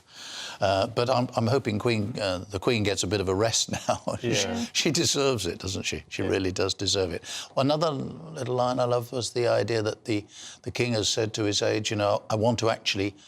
Your point about being seen, quite literally, when he's in London, he wants to be in the car driving, you know, that nice stately speed they do. I think it's about 22 miles an hour, I believe, in order that, you know, everybody goes, what, was that the King? Oh, yes, it was, you know. That'd be nice, actually. Isn't that lovely? I'd love him to drive past me somewhere. Yeah, well, we loved it, didn't we, at the coronation? Oh, fantastic, yeah. He came by. That was one of the best moments, it really was. And how lovely as well that he takes so much joy from being out and about amongst us. Yeah, well, if you go back to the sort of 1990s and the days, and I remember as a royal correspondent of Princess Diana, and said it was said that she sort of taught the royal family this business about getting out and amongst people, you know. But I think he's always been quite good at that. If you go back even to his university days and so on, and when he was in the Navy, he was always. He's probably like most of us. Shy underneath, but actually he's been pretty good in public always. I mean, this is nothing new for him. No, good on you, sir. Great to see you back. Great to see you back. Well said. Lovely. Nicholas, thank you very much indeed. Good to see you. Now, Humza Yousaf says he will not resign as Scotland's First Minister ahead of a crucial test of his leadership next week. He says that, as a minority government, his party will need to make some concessions as it negotiates with other parties, all coming, of course, after the collapse of the SNP's power-sharing deal with the Greens. But the First Minister says he will fight on. I fully intend to not just win that vote, but I intend to fight to make sure that the government stays up, not just the government continues to deliver on the priorities of the people, like, for example, investing in affordable housing. So there's all that political game playing happening from the opposition that will not be taking part in it. We'll be getting, of course, on with the job, and when the vote comes, I fully intend to win. Well, joining us now is GB News political correspondent Olivia Utley. Good to see you this morning, Olivia. So Humza Yousaf, we heard him there, a fighting talk yesterday. Do you think he can survive this, though? Well, he says he's going to fight on, but in a way, I mean, it's not really up to him. There will be this vote of no confidence next week. He is at the moment on a charm offensive trying to persuade either the Green Party, who he unceremoniously dumped from his coalition, or Ash Regan from the Alba Party to support him. It is vital for him that he gets at least those two Green MSPs or Ash Regan to support him, because in Holyrood, the SNP are one seat short of a majority. So without the votes from those extra parties, he stands no chance of winning. Will he be able to get those votes? Well, he's reached out to the Greens. The Greens have pretty much rebuffed him in no uncertain terms. Meanwhile, Ash Regan has given a list of demands that she is intent on him fulfilling before he votes for her. And one of those, fascinatingly, is that Scotland introduces all of the recommendations from the Cass report, that report into how children are treated in gender areas. And Ash Regan and Humza Yousaf fell out big time over this. So it would be a huge concession if Humza Yousaf had to give her that. He's not going to do it, is he? I can't see him doing it. I mean, I can't see otherwise how he'll manage to win this vote of no confidence. It seems almost absurd that Ash Regan has this much power. It's a sort of unbelievable karma for her. She feels she was sort of hounded out of the SNP because of her disagreement with Humza Yousaf on these gender issues. And when she left the party, he said she was no great loss. So perhaps it's not surprising that she's insisting on pretty bold demands from him. Could he be prepared to lose the vote and refuse to go? Which he could do it. Well, I mean, that's a good point. The vote is non-binding. He could cling on to his position. But, of course, there is also this other vote that's going to be taking place, tabled by Labour. Anna Sanwar is tabling a vote of no confidence in the entire SNP government. Now, it's not clear what the all-important Greens would do if that vote were to go ahead, but they haven't ruled out voting for no confidence in the SNP government. So it's possible that Humza Yousaf loses that vote of no confidence in himself, tries to cling on, and then there's a vote of no confidence in his government. And that would be binding. He wouldn't have to resign immediately. The government wouldn't be dissolved immediately. But if the SNP couldn't find a new leader within 30 days, then he would go and there would be a Holyrood election. So whichever way you look at it, it's a pretty uncomfortable situation for Humza Yousaf. Well, that it is. It has backfired spectacularly, hasn't it? Speaking yesterday, he said he hadn't meant to upset or anger the Greens. Do you think there's a bit of regret here from Humza Yousaf? I think there probably is. I mean, you know, you could argue that the relationship between the SNP and the Greens has been proved to be totally unworkable. It was a situation of the Green tail wagging the SNP dog. The Greens were sort of getting their way on everything, and lots of their policies did turn out to be unworkable. So you could say that Humza Yousaf had no choice but to end that coalition. That said, the way he handled it seemed to be pretty unfortunate. The Greens were sort of given no notice. It was very unceremonious removal of them from his coalition. They had almost no notice that this was happening. Might things have been different if he'd played his hand a little more gently, if he'd sort of buttered them up, if he'd made some sort of concessions to them? Might things look a bit different? There are those saying that perhaps he's just a bit wet behind the ears, not a very experienced politician. He should have known that the Green Party would be pretty upset and angry about being dumped from his coalition. So, I mean, that's what I just find so odd about it. Obviously, they didn't like being wagged by a two-person SNP tail in the two Greens, but he could end up being wagged by a one-person Alba tail. Well, exactly, and that's what's so funny about all of this. And really, I mean, of course, it's not funny for the people in Scotland, but when you're looking at it from a sort of outsider's perspective, this implosion of the SNP, which has happened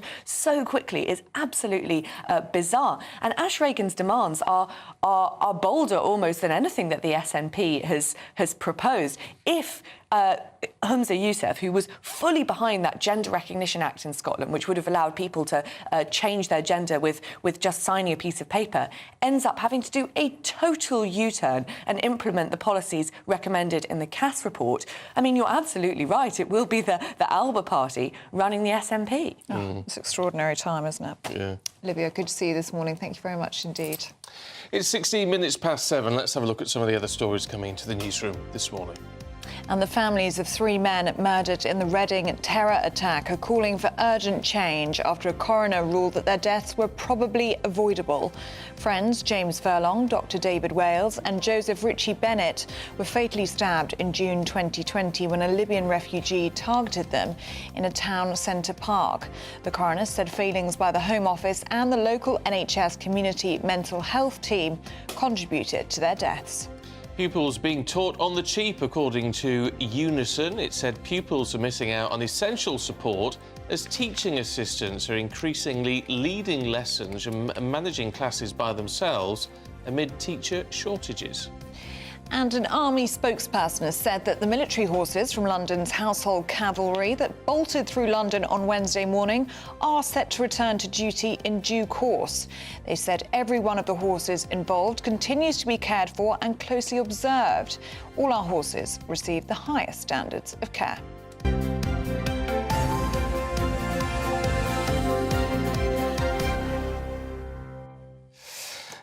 Yeah, plenty of you getting in touch still this morning. On the SNP thing, Here we go. Catherine says it's time for an election in the Scottish Parliament. The SNP government, Catherine says, has done a lot of damage to Scotland, and the First Minister is out of his depth. Yeah, Terry says it's time the SNP allowed the people to have their say. Schools, NHS, local government and businesses are all suffering under the SNP leadership or lack of it, he says. If you're a supporter of the SNP, I'd love to hear your perspective on that as well. You do wonder, I mean, from this outside perspective, you look at it and say, how is this not going to lead to early elections for the Scottish Parliament? It'd be a clean slate, at least. But, of course, you can understand why the SNP doesn't want to do that at the moment, because they probably wouldn't do very well. Well, no. Do keep those views coming in on that story, or indeed anything else that we're talking about today. gbnews.com/yoursay. Should we see what the weather's doing? Let's. It's raining, I think. Oh, lovely. But Alex will tell us. Looks like things are heating up. Boxed boilers, sponsors of weather on GB News. Morning. We have some heavy, persistent rain arriving later today, meaning tomorrow's going to be pretty wet for some of us. However, before then, it's a rather showery day for many of us today. First thing, we do have quite a bit of cloud across southern areas and some outbreaks of showery rain pushing their way into parts of the Midlands, more central parts, as we go through the day. Across Scotland, Northern Ireland, a touch of frost first thing this morning, and then a scattering of showers developing as we head into the afternoon, and some of these could turn a little bit wintry over the higher ground. There will be some sunny spells around, but temperatures still a little bit below average for the time of year. Some places staying in single figures, highs of around 14 or 15 Celsius further south. Some heavy rain then feeding into southern parts as we go through this evening, so a pretty wet end to the day here, and that rain then continuing to push further northwards overnight, feeding in across much of central southern England, into some northern parts of England, and perhaps into Wales as well first thing tomorrow morning. Towards the northwest though, some clearer skies, so again we could see a touch of frost first thing. It is going to be a wet start to the day across much of England and Wales then tomorrow, but that rain, although will be quite heavy and persistent for a time, is gradually going to clear its way northwards. Could fringe into some eastern parts of Scotland, but more western parts of Scotland and Northern Ireland going to stay largely dry, and we should see some sunshine also breaking out across parts of western Wales and southwest England too. Temperatures similar to today, but obviously feeling a bit more unpleasant when it's going to be very wet. A brighter outlook with Box Solar, sponsors of weather on GB News.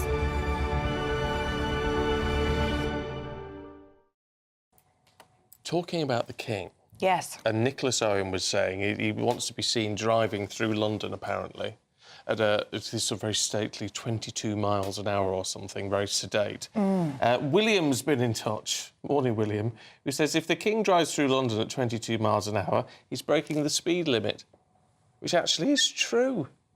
That's true. 20 miles an hour. It's 20 miles an hour. So what would the King have to do to be sedate in London now? 15. 15. Oh, Lord, it'd be quicker to walk. It would be. He probably would prefer that as well. Yeah. He probably would prefer that. No, it's a fair point. 22 miles an hour is breaking the speed limit in London. Yeah. The world's gone slightly crackers. That it has. Now, there is some good news as well this morning. The summer is just around the corner, and of course we want to make it sizzle for you. So we've got an incredible £20,000 in cash up for grabs in the latest Great British Giveaway. How much? £20,000.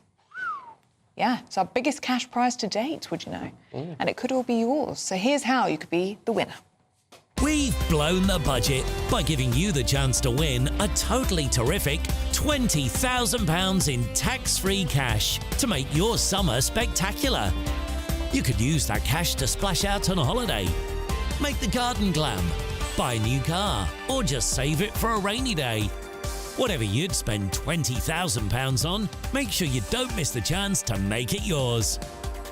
For a chance to win £20,000 in tax-free cash, text WIN to 63232. Text costs £2 plus one standard network rate message. Or post your name and number to GB05 PO Box 8690 Derby DE1 9TT. UK only. Entrance must be 18 or over. Lines close at 5 p.m. on the 31st of May. Full terms and privacy notice at gbnews.com/win. Please check the closing time if listening or watching on demand. Good luck.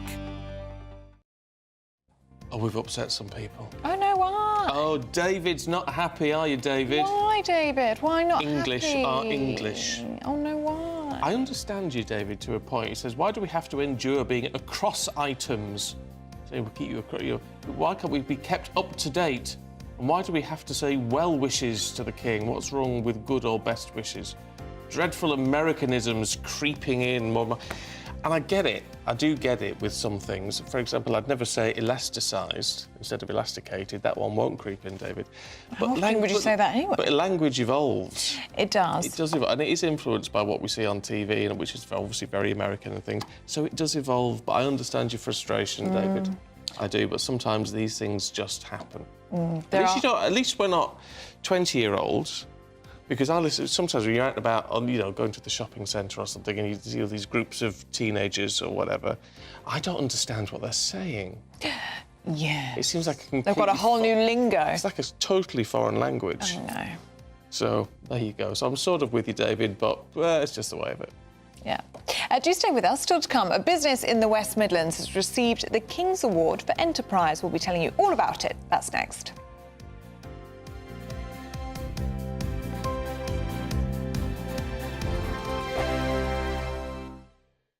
This is GB News, Britain's news channel.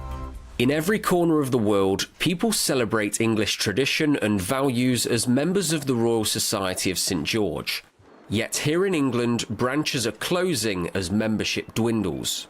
I feel that in this country, St George is all but dead and buried. Until recently, Stephen Warden from Wigston was president of the Leicestershire branch.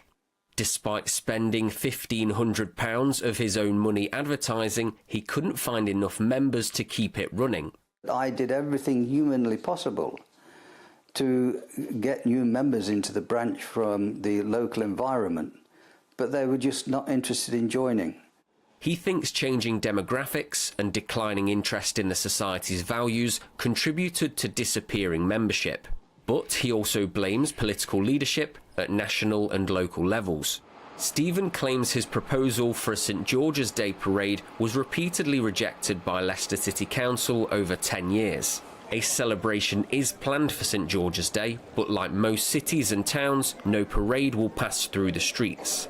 A Leicester City Council spokesperson said, Leicester's annual celebrations of St George's Day have been organised and funded by the City Council for many decades, and they remain an important part of the city's festival calendar. Some in Leicester say they would like to see more done to celebrate England's patron saint. I think it's a sign of patriotism. I think it helps the country. We celebrate a lot of religious festivals here. People forget, I think, what is important to England. Maybe it's been sort of jumped onto with the wrong crowd, but I think nowadays it's just completely different. Back in Wigston, St George's Cross flies above Stephen's home. It makes me feel good because I know at least I've not forgotten St George if everybody else has. We're GB News, and we come from a proud tradition of British journalism. That's why I'm so excited to be here. It's something so new. The first news channel to be launched in Britain in over 30 years. Launched to represent the views of the British people. To go where other broadcasters refuse to go. How did you find out about the story in the first place? Launched with one aim. To be the fearless champion of Britain. It's an absolutely fantastic atmosphere here. This is GB News. GB News, Britain's news channel. GB News is Britain's election channel. And from Thursday the 2nd of May... the people decide. As the country heads to the polls in a rush of elections. We'll take you through the night as the first results come in. And we'll pick up at breakfast. With the very best guests and analysis. And on the weekend, the results won't stop, and neither will we. We'll explore what it all means for you as we look ahead to the general election. Continuing coverage live from Thursday the 2nd of May at midnight on GB News.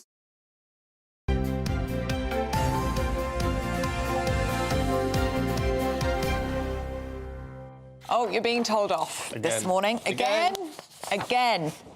John says, Stephen, your impression of a dove sounds more like a pigeon. And that is a fantastic point. Do you want to do it again? Cool. No, you've listened now. You've cheated. No, that's exactly what I did your before. original was elongated. Do it again. Was it? Yeah. Cool. Yeah. Cool. And it's not that. It's... Cool. It's a lot shorter bursts. It's shorter bursts. Let's listen to here it we now. go. I've got it here for you. Yeah. Coo, coo, coo, coo, coo. So you've changed your sound now, but it's correct. You sounded like a pigeon earlier, but that is the sound of a dove. Yes, I know. I love the fact that this makes Ellie sound like she's a country woman. Yeah, no. She's a country woman. Furthest thing Hilariously, from. because this obviously I pulled the thing up on the computer here. We've actually had to All right. YouTube. So there you go. And at the bottom, she's just said to it, I haven't told you this, but she just went, oh, and look at all the lovely beads by its feet. That'll be seed, darling. That'll be seed. She thought someone had decorated the plank with beads to make it look pretty. It's seeds to get it there. Oh. Oh, I thought it was like a magpie and it'd been collecting loads of pretty beads. I thought, well, I like... That dove's got taste. OK, it's seed. OK, so I'm not very outdoorsy, people. She's but, not, no. I did recognise that sound. So that's something. Oh, dear, that's so much... As if you didn't tell me. I couldn't wait. I couldn't wait to share it with our lovely... I'm so embarrassed. listeners. Anyway, we're talking about bird songs. Apparently it's very good for you. If you've just woken up and you're thinking, what is going on with these two this morning? Makes you laugh anyway. Bird song is very good for you. Better than a walk in nature, apparently, listening to bird songs. So that's Yes. why we're talking about doves. There you go. Anyway, right. Oh, that's embarrassing. Oh, right, let's tell you about a business in the West Midlands which has been given a King's Award for Enterprise. This all happened at a ceremony yesterday. Yes, the award is the highest official UK honour for British businesses aiming to promote both small and large enterprises. Well, our West Midlands reporter Jack Carson has the story. For a business in the UK, it's the highest accolade achievable, and the West Midlands is not afraid to make its mark. At a ceremony at their factory in Smethwick, the Lord Lieutenant of the West Midlands, Sir John Crabtree OBE, presented the team at Remedy Health with the prestigious King's Award for Enterprise in the Innovation category. We recognise the outstanding achievement of the said award recipient as demonstrated in the application of innovation in our United Kingdom of Great Britain and Northern Ireland, our Channel Islands and our Isle of Man, and wishing to show our royal favour, confer upon it the King's Award for Enterprise Innovation. The prize aims to reward both small and large businesses with an innovative product or service and recognise their contribution to enterprise, with last year being the first awarded by His Majesty King Charles. Remedy Health and their Nourished brand won the award for their 3D printed, customisable nutritional gummies. The business has developed and innovated to be able to combine 7 different active ingredients into one daily personalised stack.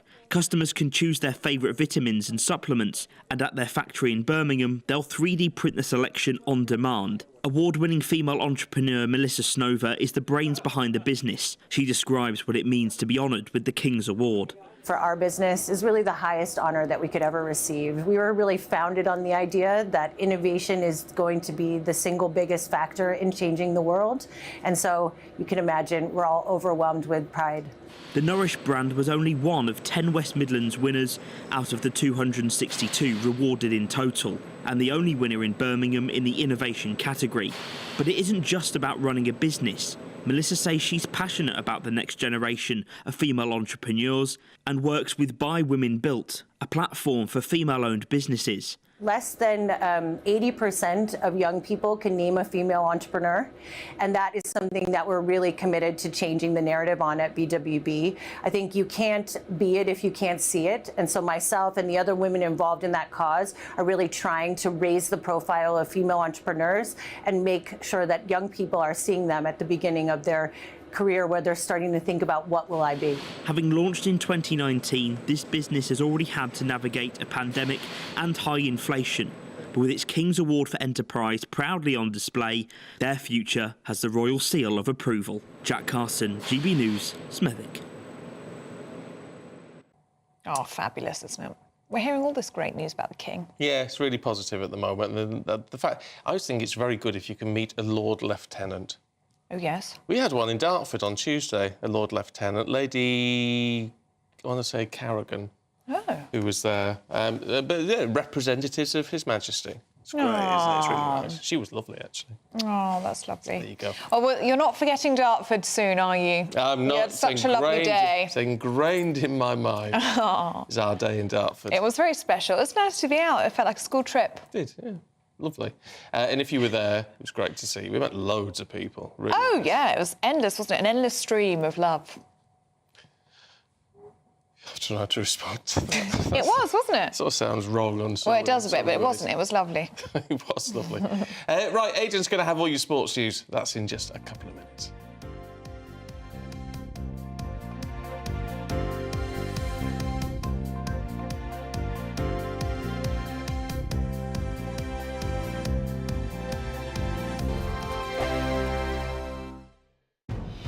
Good afternoon, Britain.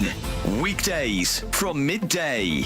Leading motoring organisation has called for all new drivers to be banned from giving lifts to friends for 6 whole months after passing their tests. Yes, the AA says around 5,000 people every year are killed and seriously injured in crashes involving at least one young motorist. Graduated driving licences introduced with limitations imposed on a period of time after a driver passes their test. So a two-tier system. Well, is this sensible or yet more ageism when it comes to regulating our habits in the United Kingdom? Let's speak to Quentin Wilson, a motoring journalist and transport campaigner. Really interested to get your thoughts on this, Quentin. There are a lot of people who instinctively will say this is state overreach. This is telling adults that they can't do something that they've done for generations. What's your view? Well, look, the recent accident with the convertible Mini where people were twerking in the back, this is due to driver education. The person in control of that car really should have told the passengers just to buckle up and stay still. We're not teaching kids to drive properly. We expect them to do all this stuff below the dashboard, grinding of gears, hazard perception, positioning of car, in this very, very small time window, when we should be doing it from school age, teaching hazard perception. So I've been a patron of an organisation called Young Driver, who's delivered 1.4 million lessons to 11 to 17-year-olds on private land with ADI qualified instructors with dual controls. And the accident rate for that group is 4%. The national average is 20%. So look, we can do this, we can reduce these fatalities if we teach kids earlier about road safety. Is this an issue, frankly, with teenage boys and showing off? The testosterone does always seem to come through, doesn't it? Are the newspapers getting you down? My wife didn't divorce me that month. Struggling to separate the wheat from the chaff? I know that it's a bit of a circus at the best of times. Well, don't worry, Headliners has got you covered. We'll take the burden of reading the day's news, and if we get depressed, who cares? It's an occupational hazard, frankly. That's Headliners on GB News from 11 p.m. till midnight, and the following morning, 5 till 6 a.m. on GB News, the comedy channel. Nah, just kidding. Britain's news channel. Join me, Neil Oliver, every Sunday night at 6 p.m. on GB News. And if an hour is not nearly enough for you, go to gbnews.com for special extended episodes online every Friday at 9 p.m, where we can truly get into the nitty-gritty of what's going on. GB News, Britain's news channel. I'm Bev Turner. Thank you for joining us on GB News, the People's Channel, Britain's news channel.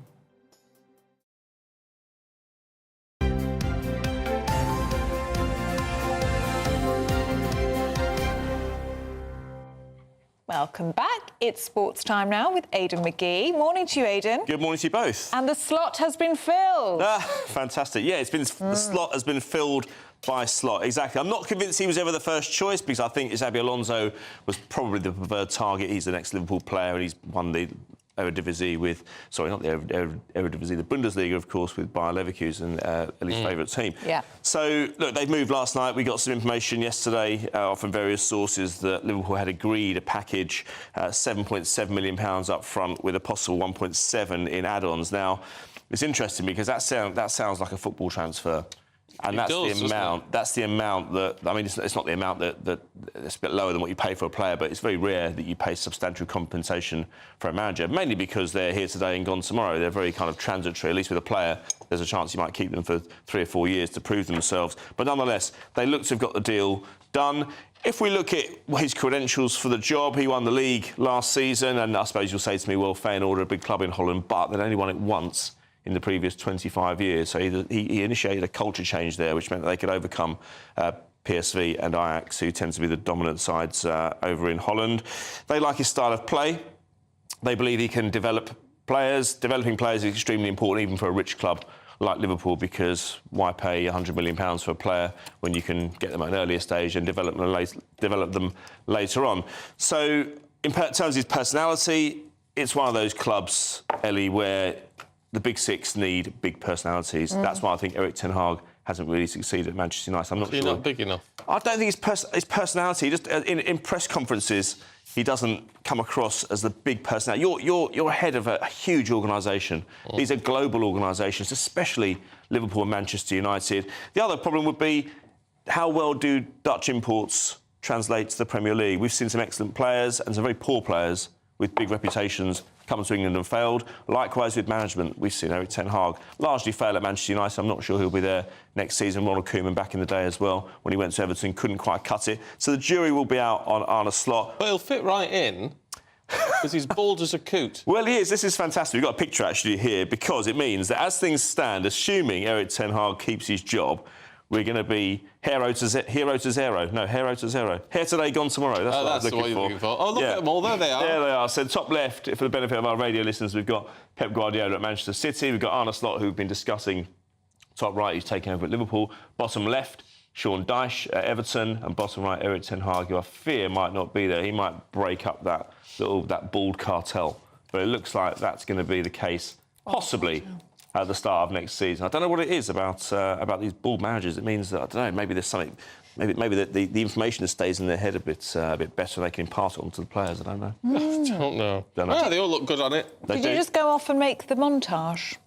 Somebody else did. A friend of mine. I pitched it. I'm not going to credit him. No. Because he's taken a lot of my stuff down. Mind you, let's talk about Leicester City. Back in the Premier League without even touching a football. Without doubt. Well, all the action happened at Loftus Road, just down the road from here. I was there watching my beloved Queen's Park Rangers. Now, QPR did need a point just to be absolutely sure of staying up in the Championship, but Leeds United needed at least a point, and you can see me at the game last night. That's me just celebrating on the just up above the on the terrace above the pitch. I don't know if you can see that on the. Not on the radio, you can't. No, but that's my... I was going to wear that outfit into work this morning, but I thought you'd take the mickey out of me. Yeah, we would. You think I'd come straight from there to here? Yeah, basically. But I was worried that the QPR would be on the beach, if you like. Not really much to do. They wouldn't really put up much of a fight against Leeds, but I was completely wrong, because Leeds only need a point to stay in the hunt for promotion. And then QPR absolutely brushed them aside by 4-0, 2 goals in each half. Leeds didn't offer much of a resistance, actually. And I think partly, Stephen, if we're going to look at things in a really balanced way, they went to Middlesbrough on Monday, big fixture, they won 4-3. That takes a lot out of you. Middlesbrough are a decent side. They're on the road again coming to London. I mean, they must have had about another 2,500 fans there last night, Leeds. It's a lot of travelling. It's a big undertaking at this stage of the season. Don't forget, in the Championship, you play 46 games. That's 8 matches more than they play in the Premier League. And they looked leggy last night. They looked weary. And because of that, Leicester City got promotion. They had a real stumble about a month ago, but they really pulled it out of the bag in the last couple of games and got themselves over the line, owing in no small part to the fact that Leeds failed to win last night. Ipswich in action tonight, a way to hold City. They have to get 5 points in their remaining 3 games to get automatic promotion. If they got promoted, given they don't have any parachute money from being in the Premier League recently, that would be an extraordinary story. Leeds, therefore, would be in the playoffs. And you don't want to be in the playoffs when you've just suffered the heartache of not getting up automatically. OK. Aidan, we're out of time, but we'll catch up with you a little bit later on. Thank you very much indeed. Now, do stay with us. We'll be going through the papers next with Susan Holder and Emma Wolfe.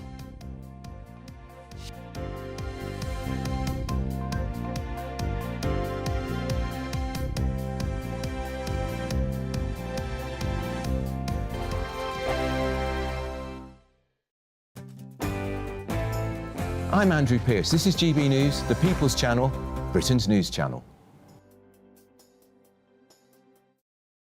Every Sunday from 11, join Michael Portillo. There will be topical discussion, looking at the week before and the week to come. So kick back and relax at 11 a.m. on Sundays on GB News with me, Michael Portillo. GB News, the People's Channel, Britain's news channel. Patrick Christie's Tonight, weekdays from 9 p.m. And I did want to give you a platform, but I also want to give you an opportunity to apologise to anyone that you might hurt, and also give a message now to people who might want to copy some of the things that you've done? Because people have copied it. So was there anything you'd like to say about that? So the first thing you addressed, yeah, I do want to say sorry because I did say sorry in the BBC interview, and that's the only thing they put out as a clip. So I don't know why they tried to do that, but I'll say it again on GB News here. I apologise to all the victims in the past that I've may have caused distress to, may have harassed, may have mentally tormented in any type of way. I apologise to them because I didn't mean to do that, and I was just having fun at the moment, but I didn't realise that it would have negative repercussions and negative effects on their psychological, way of thinking. So I apologise for that. And also, the one thing I have to say to young people is social media isn't real. What I've portrayed to the guys on the internet is that I'm this cool, I don't give a toss about anything. But me as a person, I really do care. And for people I don't really read comments on the internet, because if I was to do that, I would probably go into a depressive state. All I can say to you guys is believe in yourself, and there's bigger things you can do out there than just being an absolute menace on the internet or being antisocial. If you have ambitions, I like to read, I like music. I want to go deeper into my passion so I understand me as a person and not what other people think I am. You are an articulate young man. You are obviously intelligent as well when you talk like this. And I really hope for your sake and for the sake of a lot of people who did take a negative influence from what you did initially, that you really don't go back down that route. I have a child as well. And I have to be there, not just for me, but for my child, for my child's mother, for my mother. I have to be there for a lot of people. It's not just me. So I need to put in the work. I'm Andrew Doyle. Join me at 7 o'clock every Sunday night for Free Speech Nation, the show where I tackle the week's biggest stories in politics and current affairs with the help of my 2 comedian panellists and a variety of special guests. Free Speech Nation, Sunday nights from 7 on GB News, the People's Channel, Britain's news channel. I'm Gloria De Piero. This is GB News, Britain's election channel.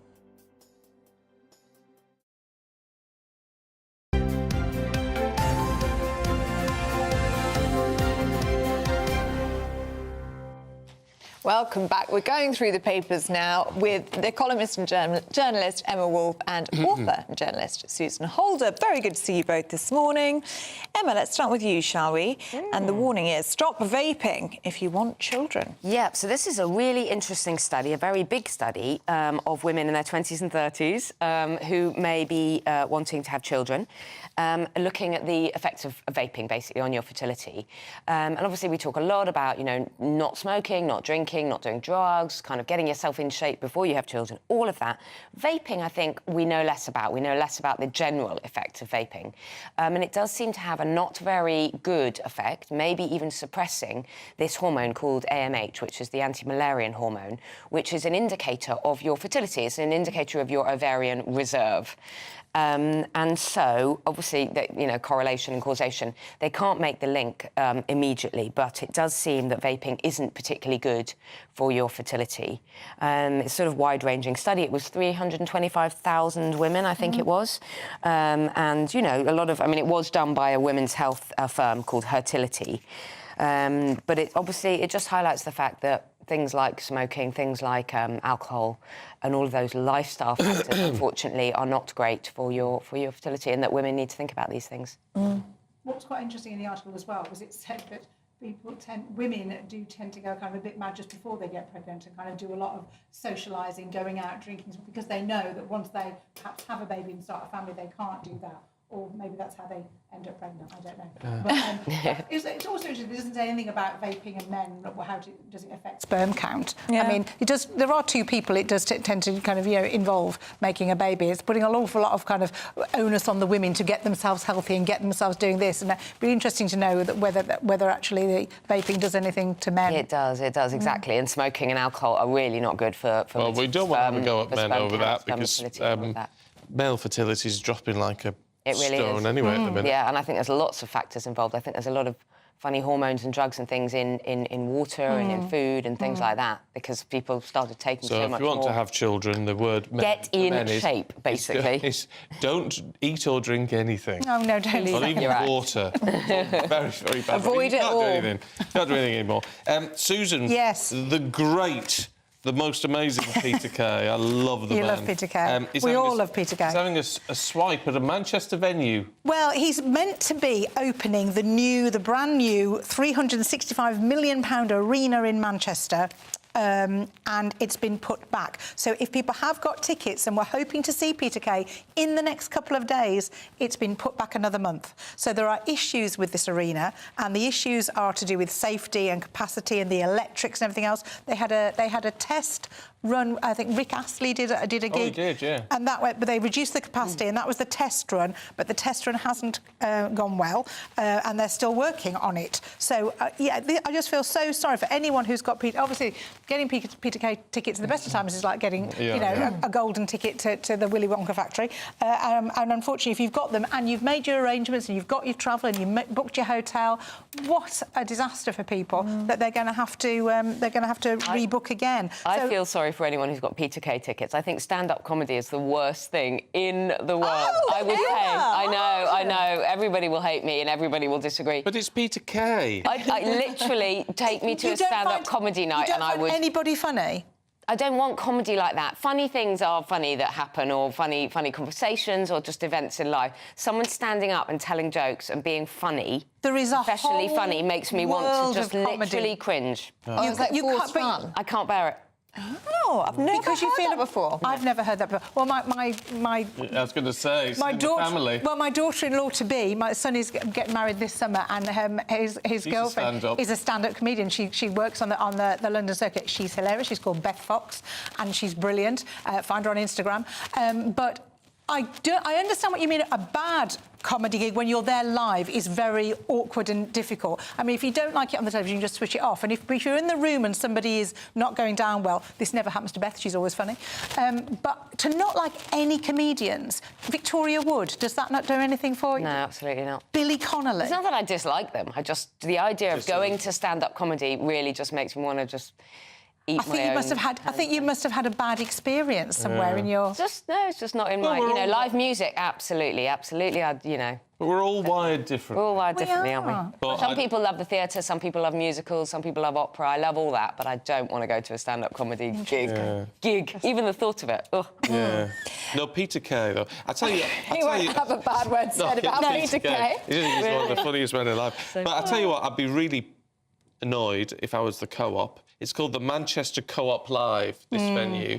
So, how much have they paid for the sponsorship of this? Yeah. And all they're getting at the minute is negative publicity. But good, I'm glad that they're really going through all the safety stuff. Yeah, and all, they're obviously being good. cautious, and we've seen issues with safety and with overcrowd, or whatever it is, capacity. And I think, in a way, a couple of months' delay is probably, in the end, will be a good thing. And Peter will be all the more brilliant when he gets to kind of do it. And Peter, I have to say, I've met Peter a few times. He's funny off kind of stage. He's just a naturally very funny person. He just makes you just laugh all the time. He's amazing. Your ears just pricked up then. I did, yeah. You'd love to meet Peter Kay. Well, I'll tell you what, let's all get healthy this morning, Emma, should we? And have an M&S pasta salad, This is hilarious. This is a 750-calorie cheeseburger pasta salad from M&S. Now, no, I'm not criticising M&S, but this is huge. This has more calories in it than a Big Mac. More fat in it than a Big Mac. It contains... It doesn't even look very big. It's called the Viva Summer. Yeah, exactly. It looks like a salad, but it's the cheeseburger salad. Does it look like a salad? I can't see anything. I mean, it looks like it might be a pot of pasta salad, is what I mean. It doesn't look like it carries that much of a punch. It contains meatballs, cheese and burger sauce. And, yeah, as I say, 33 grams of fat. And M&S have had a few... They've had a bit of criticism recently for charging people £6 for a posh egg and cress sandwich and all of that. But it's got more calories than a McDonald's triple cheeseburger. Yeah, and more calories, more fat than a Big Mac. I mean, this really is... And almost double the amount. That's what I mean. It doesn't look particularly... You have to read your food labels. But the label's quite clear. It says cheeseburger and pasta. If you're reaching for the salad and your hand wanders to the cheeseburger pasta, then you're making a mistake. But Suzanne, it's in the pasta range, so maybe people are thinking it's... But M&S have said it's a limited edition summer treat. Well, yes. You've got better off with a honestly, cheeseburger. it's like when you get these things saying, oh, something's fat-free, or then it tends to be full of sugar. Full of sugar, yeah. Or if it's sugar-free, it tends to be full of fat. Yeah. I mean, things that are promoted as healthy often aren't. Exactly. I do think this thing probably needs a warning, though, because that is a lot of a sort of daily calorie intake. It's probably over half of a daily I'd calorie like to know how they've got someone to agree that the word salad could be even on there, because I can't see anything of the ingredients. Feels like false other than the fact advertising. it's cold, which doesn't... cold food doesn't mean it's a salad, does it? No, it reminds me of those, a few years ago, a neighbour of mine was showing me she loved having it was an M&S rice pudding thing, and a fancy rice pudding, but it was only like a portion for, they say, for two, but, you'd eat it up. When I looked at it, it was 4,000 calories. Yeah. And rice pudding sounds fairly, cream, sugar, sounds fairly healthy, doesn't it? And she was eating the two-person portion as a one. Of course, yeah. Do you think that there should be some responsibility on these high street shops, though, when you are offering products that are a person's daily calorie allowance, that perhaps it comes with some sort of warning? Well, I'm not really into I think that counting calories and fat makes people a little bit, obsessive and worried and anxious about all that. But then again, people do need to keep account of this, and I know that if you're trying to lose weight, it can be really, really healthy. I think something like that, to be fair, it's not a salad. You're absolutely right. It's not a salad, and it probably shouldn't be in that range. No. If you're doing it once in a while. You'd be better off just buying a cheeseburger. Yeah, just had so much. Have a cheeseburger. Yeah. Can we have a look at, I love this, Susan, in the sun. I love Chimera. Oh, yeah, well, isn't that... We've got the picture of it. It is incredible. Now, confession, not a particular cat person, but this one is a very, very special cat. It's called Chimera because it's like two things blended together, and they're saying... the headline is Cattenberg because it looks like a Battenberg cake. Yes, it's also got, beautifully, one orange and one blue eye. Bit David Bowie-ish. So it's a cat that somebody adopted from a cattery in Belgium, and it's called Domino, and it is... Oh, is it? What a surprise. Have we put the picture up? No, we haven't. If you hold it up and you can get the camera. What camera do you want it on? Because you need to see that beautiful cat. Fred, if you don't like cats, but you do like Battenberg also, you might... Look at that, it's incredible. Beautiful. So does it look like a Battenberg cake? Is that the link? Yeah. It does, with the little square in different squares. And the owner says that people think it's got a huge Instagram following, that they think she's kind of painted it or done something trickery with computer generated. But that is naturally how the cat... It's kind of two cells fusing together, and that's what comes out, a Chimera cat. Very unusual. But she got it from a cattery, so... Yeah, well, that's beautiful. There you go. Thank you, you we're out two. of time. Thank you very much. See you We'll take a later. look at the weather for you now. That warm feeling inside from Boxed Boilers, sponsors of weather on GB News.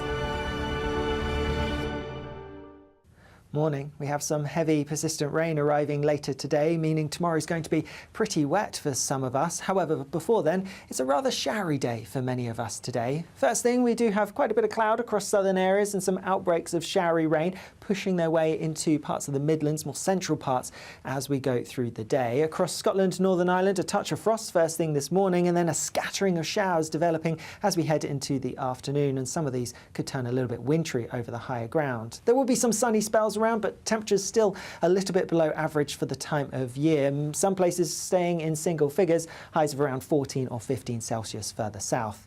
Some heavy rain then feeding into southern parts as we go through this evening, so a pretty wet end to the day here, and that rain then continuing to push further northwards overnight, feeding in across much of central southern England, into some northern parts of England, and perhaps into Wales as well first thing tomorrow morning. Towards the northwest though, some clearer skies, so again we could see a touch of frost first thing. It is going to be a wet start to the day across much of England and Wales then tomorrow, but that rain, although will be quite heavy and persistent for a time, is gradually going to clear its way northwards. Could fringe into some eastern parts of Scotland, but more western parts of Scotland and Northern Ireland going to stay largely dry, and we should see some sunshine also breaking out across parts of western Wales and southwest England too. Temperatures similar to today, but obviously feeling a bit more unpleasant when it's going to be very wet. A brighter outlook with Box Solar, sponsors of weather on GB News. You really could be our next big winner with an incredible £20,000 in tax-free cash to play with this summer. What would you spend that on? Well, whilst you're thinking about it, listen to some of our previous winners getting that winning phone call from us. You're the winner of the Great British Giveaway. I'm slipping neck. Oh dear. Oh my God, are you joking? You're joking. Really? Seriously, it's not a wine. What is it? Oh my God, this is amazing. Thank you The next winning call could be answered by you. For a chance to win £20,000 in tax-free cash, text WIN to 63232. Text costs £2 plus 1 standard network rate message. Or post your name and number to GB05 PO Box 8690 Derby DE1 9TT. UK only. Entrance must be 18 or over. Lines close at 5 p.m. on the 31st of May. Full terms and privacy notice at gbnews.com/win. Please check the closing time if listening or watching on demand. Good luck. Martin Daubney, weekdays from 3 p.m. But first, to a story that makes me very, very proud. The largest cross of St George in the entire country has been unfurled in my home city of Nottingham. Look at it. Now, we all know how so many people have tried to cancel England's national flag, so this is a great thing to see. 6 days before St George's Day, well, we've been out and about in Nottingham to get the views of the locals. I think it's really good to see it up there. It's good to see a celebration of England, the country. I think there's a lot of times now we don't celebrate, and it's good to see. I think it's pretty good, actually. It looks pretty good. Yeah. Nice to support the local saint, so to speak. I think it's amazing. I do. I think it's absolutely amazing, and it's proud for something in our country. Oh, yeah, proud to be English, of course. Absolutely brilliant, yeah. Does it make you feel proud to be English? Oh, yeah, definitely. Get in. Well, let's cross live now to Old Market Square and speak to Natalie Fay, who's the editor of Nottingham Live. Natalie, welcome to the show. Always a pleasure to have you on. I know the Old Market Square, my old stomping ground, that council house. Brian Clough lifted 2 European Cups on that balcony behind us there. That council house, Natalie, normally has flags for pride, for trans awareness, for inclusivity, for Black History Month, for disability. But this, when this flag came out today, the first reaction I had, Natalie, was, is it real? It's behind you. Is it real? It's 60 foot by 26 foot, which is absolutely huge. This goes up every single year without fail. In fact, this year, it's going up for an even longer period than it was last year. I think it's just great the Nottingham City Council is celebrating everything, because we should celebrate everything. We've got a great diverse city, pride, forests, panthers, whatever it is. And the council house is a great place to display all those things. Everyone sees it, it's iconic.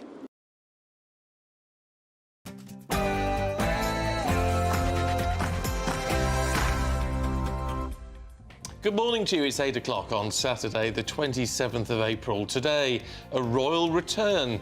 The King set to resume royal duties on Tuesday following cancer treatment. Humza Yousaf faces political chaos. Scotland's First Minister has insisted he will not resign. That's despite facing a vote of no confidence in his leadership. Humza Yousaf is clinging on by the tips of his fingers. Will he be able to survive next week? And if he does, what does the future have in store? Find out more with me very soon. Critics are wrong on Rwanda. The Home Secretary heads out saying opposition to the policy willfully ignores progress made by the African state. Brexit border controls are set to come into effect in Northern Ireland. Yes, physical customs checks right across Britain this week. That could well have an effect on food inflation prices. And coming up, we're going to be meeting legendary singer Marty Wilde to tell us about his new album and his career spanning more than 65 years. Good morning. Leicester have sealed promotion back to the Premier League at the first attempt last night without even kicking a ball as rivals Leeds United crashed 4-0 at Queen's Park Rangers, and Liverpool reached an agreement with Dutch side Feyenoord to appoint Arne Slot as successor to Jurgen Klopp. Hello. It's still going to be rather cool this weekend. A few showers to watch out for today, and then something wetter arriving later. I'll have the details coming up. Morning to you. I'm Stephen Dixon. And I'm Ellie Costello, and this is Breakfast on GB News.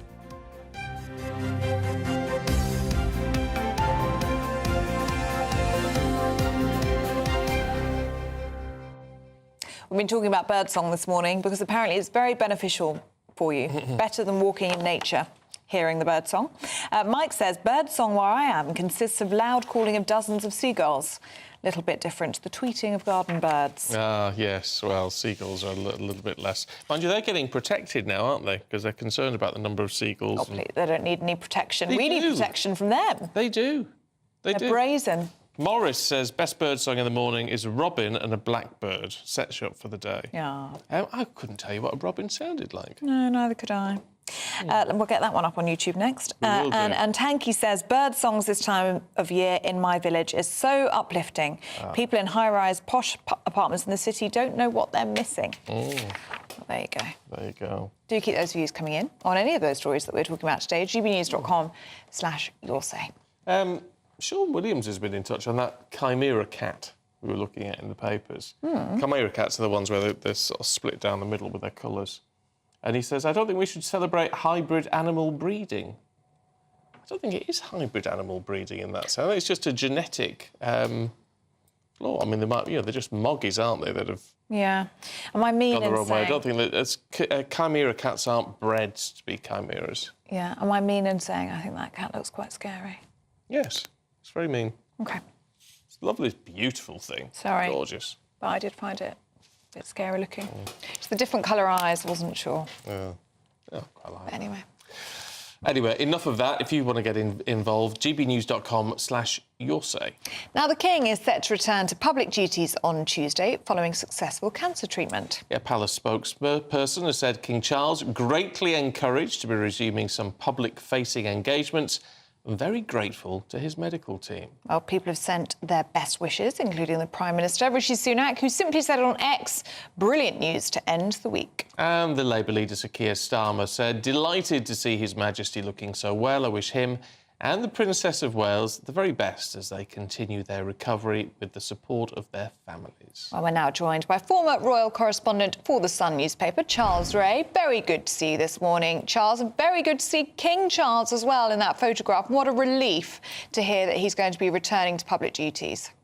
It is absolutely fantastic news, and that is a brilliant photograph by Millie Pilkington. I mean, it just summed up the whole day of the great news that he has had. He's not out of the woods yet, and he's not pretending to be out of the woods, but his treatment is going so well that he is coming back into public duties. He's going to be meeting people, you know, public-facing people and everything else. And there's a whole list of events that are coming up throughout the year. He may not do all of them. It will very much depend on his doctor's advice. But two things that are on the cards are very lengthy trips to Samoa for the government heads of state and also Australia. So it's, you know, he's got a lot of plans going on. Do you necessarily think, Charles, it's the right thing? I mean, will he have been pressured into this? I mean, obviously, we want to see him back. It's very positive in one respect. We wouldn't want him to feel obliged to come back before he's ready. No, I suspect that he is the driving force to come back. I mean, he's not a man, as Nick Owen said earlier on today, who just sits around in his pipe and slippers. He is a very hard-working man, and he gets up very early and goes to bed very late at night. And I'm sure that Camilla has been making sure that he has been resting as much as possible. But I suspect he is the driving force about getting back to work. He is loath not having to do the things that, you know, a king should do. But I think his doctors, I think he is listening to his doctors. I hope he's listening to his doctors. And I'm sure that they are giving him the right advice. And they will look at each individual event that crops up and will say to him, we think you could do this, maybe just take this one easy. It'll depend on that advice. It might be the case of one thing at a time. Charles, what does this mean for the wider family as well? Because we know with the slimmed-down monarchy that this has been a very challenging time for the family, especially for Prince William, who obviously has his own thing to deal with, doesn't he, with his wife also battling with cancer. What do you think this means for Prince William and also Queen Camilla, who's really had to step up to the plate? Well, it'll be a slight relief because the king will be able to do some of the duties that they had been taking on. And so it's great that he's back. And more importantly, I think we'll be waiting as well with bated breath, really, in the hope that we hear some great news about the Princess of Wales and her battle. But I think, you know, the family is coming back together again. They will cope quite amazingly, as they have done, and they will continue to do so. I mean, the fact that they're slimmed down is a natural thing that's happened. You know, you've got Harry and Montecito, you've got Andrew Cleary, who can't do anything else. But people like the Duke and Duchess of Edinburgh have stepped up to the plate and helped out. Obviously, Princess Anne, the royal workhorse, she's been doing all the stuff that she normally does and a bit more. So yeah, no, they're in fine fettle. In terms of public reaction to this and the public support there's been whilst we've known he's been ill, what does that do for him? Does he really take that on board? Oh, absolutely. I mean, he's had thousands of get well soon cards, and he's been reading most of them and looking at them. And we know he's taken a tremendous, fillip that these people have taken the time and trouble to send, actual cards, to go on Twitter, to go on the social media and wish him all the best. And I think that is one of the great things that has helped his recovery. And the other thing as well, you've got to remember as well, the fact that he has produced this news, this great news, gives hope to so many other cancer sufferers as well, as it did when he first announced in February that he has got cancer.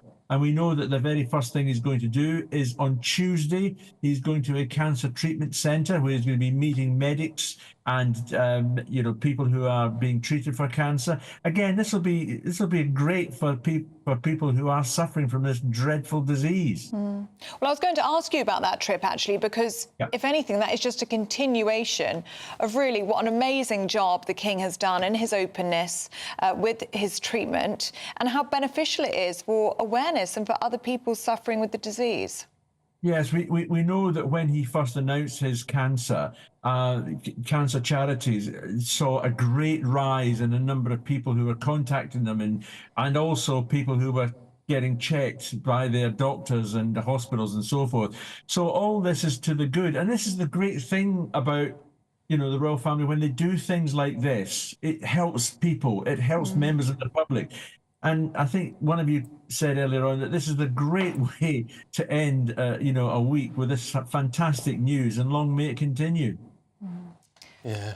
Well, Charles, really good to see you this morning. And it's lovely that the nation are behind him. So many well wishes. Oh, can't say that anymore, can we? Good wishes. Good best wishes. Best wishes coming in from loads of you. And actually from around the world. Kimberly Leonard's in Kenya this morning, sending her best to the King. I mean, there's just loads of people watching and paying attention and just hoping for the very best for the King. Oh. It's lovely. And we do as well, don't we? We do, of course we do. Sending our best wishes this morning. Now, Humza Yousaf says he will not resign as Scotland's First Minister. It's ahead of a crucial test of his leadership next week. Yeah, he says that as a minority government, his party will need to make some concessions as it negotiates with other parties. It's after the collapse of the SNP's power-sharing deal with the Greens yesterday. Humza Yousaf says he'll fight on. I fully intend to not just win that vote, but I intend to fight to make sure that the government stays, not just the government continues to deliver on the priorities of the people, like, for example, investing in affordable housing. So there's all that political game playing happening from the opposition that will not be taking part in it. We'll be getting, of course, on with the job, and when the vote comes, I fully intend to win. Well, joining us now is GB News political correspondent Olivia Utley. Good to see you this morning, Olivia, and fighting talk there from the First Minister. Absolutely fighting talk, but the idea that he'll just have to make some concessions, I would say, is a bit of an understatement. The Greens are absolutely furious, as we know, with the unceremonious way in which Humza Yousaf ended that coalition. Now, Douglas Ross, the leader of the Scottish Conservatives, has tabled this vote of no confidence in Humza Yousaf. The SNP is one seat short of a majority in Holyrood, which means that to win this vote of no confidence, Humza Yousaf will need the support of at least one, probably two, MSPs from other parties. Now, he's trying to butter up the Greens, but perhaps unsurprisingly, they've said that they will vote against him in the vote of no confidence. His other potential hope is Ash Regan, who is the only Alba Party MSP. Alba is the breakaway Scottish Nationalist Party. Unfortunately for Humza Yousaf, he fell out big time with Ash Regan a couple of years ago when they disagreed over trans rights, and she ended up leaving the party and he said that she was no great loss. Well, now she could be the person who makes or breaks his political future career. This vote of no confidence will happen next week. Humza Yousaf, between now and then, will be on the charm offensive, both to the Greens and to Ash Regan, because unfortunately for him, everyone else in Holyrood has come down on him like a ton of bricks. Labour, the Lib Dems and the Conservatives all saying variations of, well, the SNP are clowns, we need to end this farce. If he does survive that vote of no confidence next week, if he manages to get probably Ash Regan on side, his political future is still very, very uncertain. It's going to be really, really tough for him governing as a minority government in Holyrood, and it's quite possible that he ends up just not being able to get any policies over the line. It just becomes impossible for him to govern. What if he doesn't win? If he doesn't win, well, the vote wouldn't be legally binding, so he wouldn't actually have to stand down. And perhaps what he was saying yesterday was an indication that he may try and not stand down. But it would be pretty difficult for him politically to remain in that post after Holyrood had voted no confidence in him. And you know, you could end up in a situation like Theresa May found herself in at the end of the Brexit days, where she was the leader, but she was sort of leader in name only, because every time she tried to get one of her flagship policies over the line, there was a hold-up in Parliament, and she just wasn't able to. There was a blockage. And I think that's what Humza Yousaf can expect, whether or not he wins that vote of confidence next week. He's just going to really, really struggle to actually govern, at which point his leadership may become untenable. OK. Olivia Utley, good to see you this morning. Thank you very much indeed. Now, the government's going to begin physical checks at the border on medium risk and high risk goods coming into the UK at the end of the month. Yes, the final major change will come in October, though, with the government requiring safety and security declarations, whilst also introducing a single trade window, aiming to reduce the number of forms needed for importers. Well, it's all very confusing. Presumably that's coming into Northern Ireland from the Irish border. Meanwhile, in Ireland, goods coming in that direction are going to be checked after October this year. Well, joining us now is GB News Northern Ireland reporter Doogie Beattie. Good to see you this morning, Doogie. It all sounds very complicated. Do tell us more. Yes, it is very complicated. In fact, why we're reporting from Northern Ireland on it is because for the last 3 years we have put up with exactly those sort of systems. Now, the British government has said these checks for European goods coming into the UK is for veterinary safety, food standards, which is totally understandable. But we, of course, have border checks coming from Britain into this part of the UK. Because we are held inside European regulations. Now, I can tell you that Northern Ireland had asked for trusted trader status as the deal that would put that through, and we were told it would not work. Technically, it would not work, and therefore Europe went against it, and we ended up with trader support services. Now, the problem really gets to when you just decide to start filling in more forms, you go down the road of light touch. What happens is the bureaucracy around that accelerates and keeps on going, and you end up with mountains and mountains of paperwork, which then stops the flow of goods coming in, the regularity of those flow of goods, and of course it adds to the price and the cost of the goods that are coming to your shelves. Now, that is a natural outworking of Brexit, and that's why I'm standing here. This is Customs House in Belfast, Customs House Square, and back in the day all goods coming into this part of the world would face the customs charges and checks here before going into the markets. So Britain, now that they have pulled out of the EU, they are no longer following EU regulation and legislation, and as that divergence continues to go on, what Britain is really looking at is stopping trade or food that is not just up to their standard coming from a third country.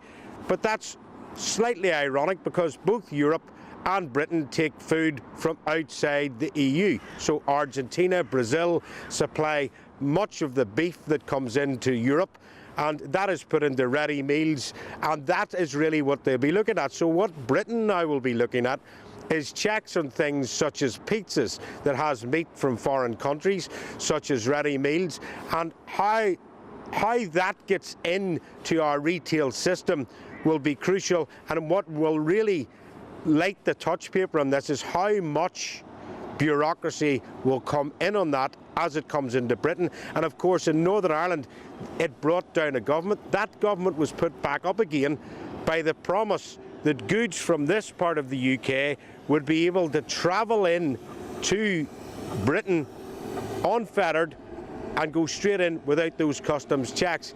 And that's why I have been watching this and seeing, is this deal all that was sold to Northern Ireland? Because if our goods from Northern Ireland, this part of the UK, are in amongst those customs checks going in to Britain, well then the deal, well, it wasn't the deal that was sold. So we now have to look further down the road to the 31st of October when really these customs get into full flow for goods coming in from the EU into Britain and from the rest of the world. This morning, thanks very much indeed. Now at 18 minutes past 8, let's take a look at the weather for you now with Alex Burkill. That warm feeling inside from Boxed Boilers, sponsors of weather on GB News. Morning. We have some heavy, persistent rain arriving later today, meaning tomorrow is going to be pretty wet for some of us. However, before then, it's a rather showery day for many of us today. First thing, we do have quite a bit of cloud across southern areas and some outbreaks of showery rain pushing their way into parts of the Midlands, more central parts, as we go through the day. Across Scotland, Northern Ireland, a touch of frost first thing this morning, and then a scattering of showers developing as we head into the afternoon, and some of these could turn a little bit wintry over the higher ground. There will be some sunny spells around, but temperatures still a little bit below average for the time of year. Some places staying in single figures, highs of around 14 or 15 Celsius further south. Some heavy rain then feeding into southern parts as we go through this evening, so a pretty wet end to the day here, and that rain then continuing to push further northwards overnight, feeding in across much of central southern England, into some northern parts of England, and perhaps into Wales as well first thing tomorrow morning. Towards the northwest though, some clearer skies, so again we could see a touch of frost first thing. It is going to be a wet start to the day across much of England and Wales then tomorrow, but that rain, although will be quite heavy and persistent for a time, is gradually going to clear its way northwards. Could fringe into some eastern parts of Scotland, but more western parts of Scotland and Northern Ireland going to stay largely dry, and we should see some sunshine also breaking out across parts of western Wales and southwest England too. Temperatures similar to today, but obviously feeling a bit more unpleasant when it's going to be very wet. A brighter outlook with Boxed Solar, sponsors of weather on GB News.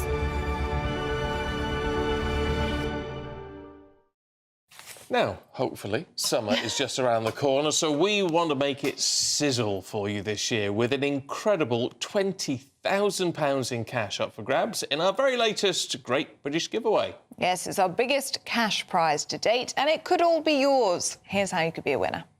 We've blown the budget by giving you the chance to win a totally terrific £20,000 in tax-free cash to make your summer spectacular. You could use that cash to splash out on a holiday, make the garden glam, buy a new car, or just save it for a rainy day. Whatever you'd spend £20,000 on, make sure you don't miss the chance to make it yours. For a chance to win £20,000 in tax-free cash, text WIN to 63232. Text costs £2 plus one standard network rate message. Or post your name and number to GB05 PO Box 8690 Derby DE1 9TT. UK only. Entrance must be 18 or over. Lines close at 5 p.m. on the 31st of May. Full terms and privacy notice at gbnews.com/win. Please check the closing time if listening or watching on demand. Good luck. Well, good luck indeed. Now, still to come, Aidan is going to be here with all of your sports news. That's next.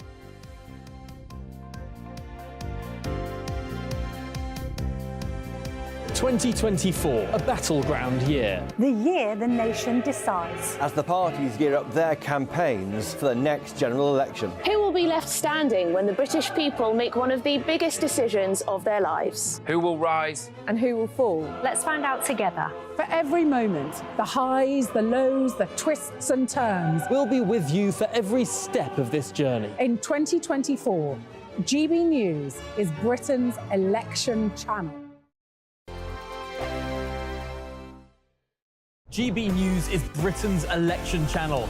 And from Thursday, the 2nd of May, The people decide. As the country heads to the polls in a rush of elections. we'll take you through the night as the first results come in. And we'll pick up at breakfast with the very best guests and analysis. And on the weekend, the results won't stop, and neither will we. We'll explore what it all means for you as we look ahead to the general election. Continuing coverage live from Thursday, the 2nd of May at midnight on GB News. This is GB News, Britain's news channel. The perception of a crime being committed is not based on whether that person intended to commit a crime or not, but whether the victim, in inverted commas, or anybody else for that matter who happened to hear whatever was said, determines that it was motivated by malice or ill will. Most of these things come out in heated exchanges or in, very casual exchanges. And then somebody says, oh, I'm offended or I'm hurt or I'm whatever because this was clearly malicious and it's against me as a black person or a transgender or sexuality, whatever it might be. And somebody says, I perceive this to be motivated by hate. Now, at that point, what is the reasonable test that anybody could apply as to what was in somebody's mind at the time? You don't know what I'm thinking now. I don't know what you're thinking now. Why is it that a crime can be committed on the basis of what somebody is alleged to be thinking? Well, that's also how discrimination often works, because people have worked out these days that saying something or sending an email like one I received some years ago that said, let's go round her place with pickaxe handles and balaclavas and see what we can do. Now, that's an email that was sent about me. People have worked out that you don't do that. But from the circumstance of what happens, if racial taunts were being shouted, if taunts about someone's protected characteristic were being shouted in the run-up to what then happened, it would be pretty obvious that that was a hate crime. But we know, for example, that street preachers have been arrested merely for quoting the Bible and without actually intending, anything beyond that. We're GB News, and we come from a proud tradition of British journalism. That's why I'm so excited to be here. It's something so new. The first news channel to be launched in Britain in over 30 years. Launched to represent the views of the British people. To go where other broadcasters refuse to go. How did you find out about the story in the first place? Launched with one aim. To be the fearless champion of Britain. It's an absolutely fantastic atmosphere here. This is GB News. GB News, Britain's news channel.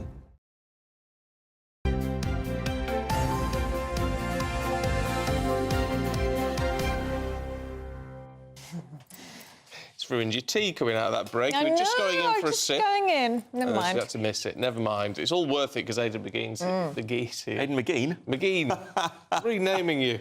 Aidan McGean, there has been, yeah. Yeah, look, what should we talk about? What do you want to go with first? I think we should just touch on Leicester, actually, because I was at the game last night which saw them get promoted.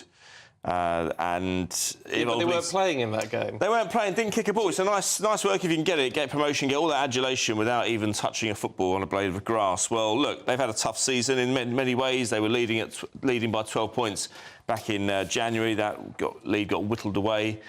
And they had a really rough phase of about 6 matches where they lost 4 and drew 1. And they turned it around with some big results, including a 5-0 win over Southampton just last week. Now, Leeds needed to go to Loftus Road, just down the road from here, home of Queen's Park Rangers, and get at least a point to keep themselves in contention for automatic promotion, Stephen. And they were blown away 4-0. Somebody said to me, a good friend of mine in hospitality said to me last night, what are QPR going to do tonight, Aidan? And I said, look, I hope we just give a good account of ourselves. I hope our minds aren't on the beach. Well, they proved me wrong because they needed a point just to guarantee survival. And as I say, they brushed Leeds United aside. They looked fatigued, actually, Leeds. They went to Middlesbrough on Monday, had a very emotional, highly charged game against a semi-rival in Middlesbrough, I suppose you could say. It used to be part of Yorkshire, Middlesbrough, didn't it? And so they won 4-3, and then a few days later, they're having to come down to London. And as I say, they got absolutely hammered last night. But Leicester, it means, are promoted automatically. A big boost as well for Ipswich Town, because they're in the running. They need 5 points from the last 3 games. They travelled to Hull this evening at 8 o'clock, and Hull are a decent side. I know that because they beat QPR the other week. And so a big job for them tonight at the KC. But if they can do that, they take a huge step towards promotion. And for them, given that they don't have any parachute money, they've not been in the Premier League since 2002, it would be a huge, huge fillip for them. Yeah, it would be. Would be. What else have you got for us? Well, I think we should mention Liverpool and Arne Slot. It looks like we're going with Arne, because we were going yesterday, we didn't know whether it was Arne. Well, if it's Arne, I suppose if he gets sacked, he can always say, I'll be back, can't he? Oh, this is true. Very good. So we think it's Arne. Arne Slot. Arne Slot, yeah. Look, he's... We're not sure, are we, really? We're not sure. We'll find out. I remember when Arsene Wenger got the Arsenal job back in 1996, and he was universally known for about a week as Arsene Wenger. And it was only when he corrected it in a press conference that he said, my name is Arsene. I don't know why he said it in a Russian accent, but... well, there you go. But no, listen, Arne Slot is somebody who has developed a bit of pedigree in Feyenoord. I know you'll probably say to me, look, Feyenoord are a big club in Holland. They should be winning trophies anyway. But actually, before they won the league under him last season, they won it just once in 24 years. So he brought about a change of culture there. Liverpool are attracted by the fact that he has developed players. He has a proven track record of that. He's a big personality, and you do need to be a big personality to manage any Premier League club these days, even in the top 2 divisions, but particularly those big juggernaut clubs in the top 6. You need to have something about you. There's also the issue about some players and managers come from Holland and do very well. Some don't. There's a big gap between the two. The two countries in terms of their football culture now. It's much smaller back in the day, but the Premier League is streaked ahead just because of the money involved. And you know, Jurgen Klopp said yesterday, look, I'm happy for this. He looks like a good fit. And he said that actually he's coming in with something to improve. He's acknowledged the fact that Jurgen Klopp, that he's not finished the season very well. And a bit like Leeds last night, the tyres have been let down on their party bus or their farewell tour. And it's true, that's what they've been saying. And so they're going to end up with nothing. They're in action today, though, against West Ham. Liverpool this is, and I think Arne Slot will be looking from afar and seeing what he has to do for next season, because there's a few players who could be leaving Anfield because Klopp's leaving. OK, can we have a look at... Well, it's Manchester City, isn't it? And their financial fair play. Yeah, worth an update on this because, I mean, these two other stories have been so big that it's been kind of overshadowed, really. But Richard Masters, the Premier League chief executive, was giving a speech yesterday at the European Conference or European League Conference event, and he said that he gave an update on Manchester City's situation. Don't forget they were charged with 115 charges of alleged breaches of profit and sustainability rules. That was in February 2023. Now, I said at the time, Stephen, that City would use their lawyers to wrap the situation up in litigation. That's proved to be correct, because 14 months later, we're no sooner knowing. It didn't seem to stop Everton being dealt with quickly and Nottingham Forest, but he said that a date has been set, but he refused to divulge any details. So we should get a resolution on on what's going to become of Manchester City, whether they're going to get relegated, whether they're going to be hit with a points deduction, a huge fine or whatever. City, we should say, and it's often forgotten in all this, but City deny any wrongdoing. Right. OK. I'm only smiling because you like a bad joke. Aidan is renowned for very bad jokes. Oh, I don't know about that. Deborah Bett has just messaged in just this second, just saying, I think Klopp's brother Clipperty should have taken over. Very good.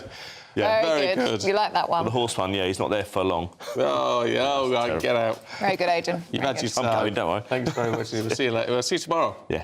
Yes, see you then. Still to come, a business in the West Midlands has received the King's Award for Enterprise. We'll be telling you all about it next.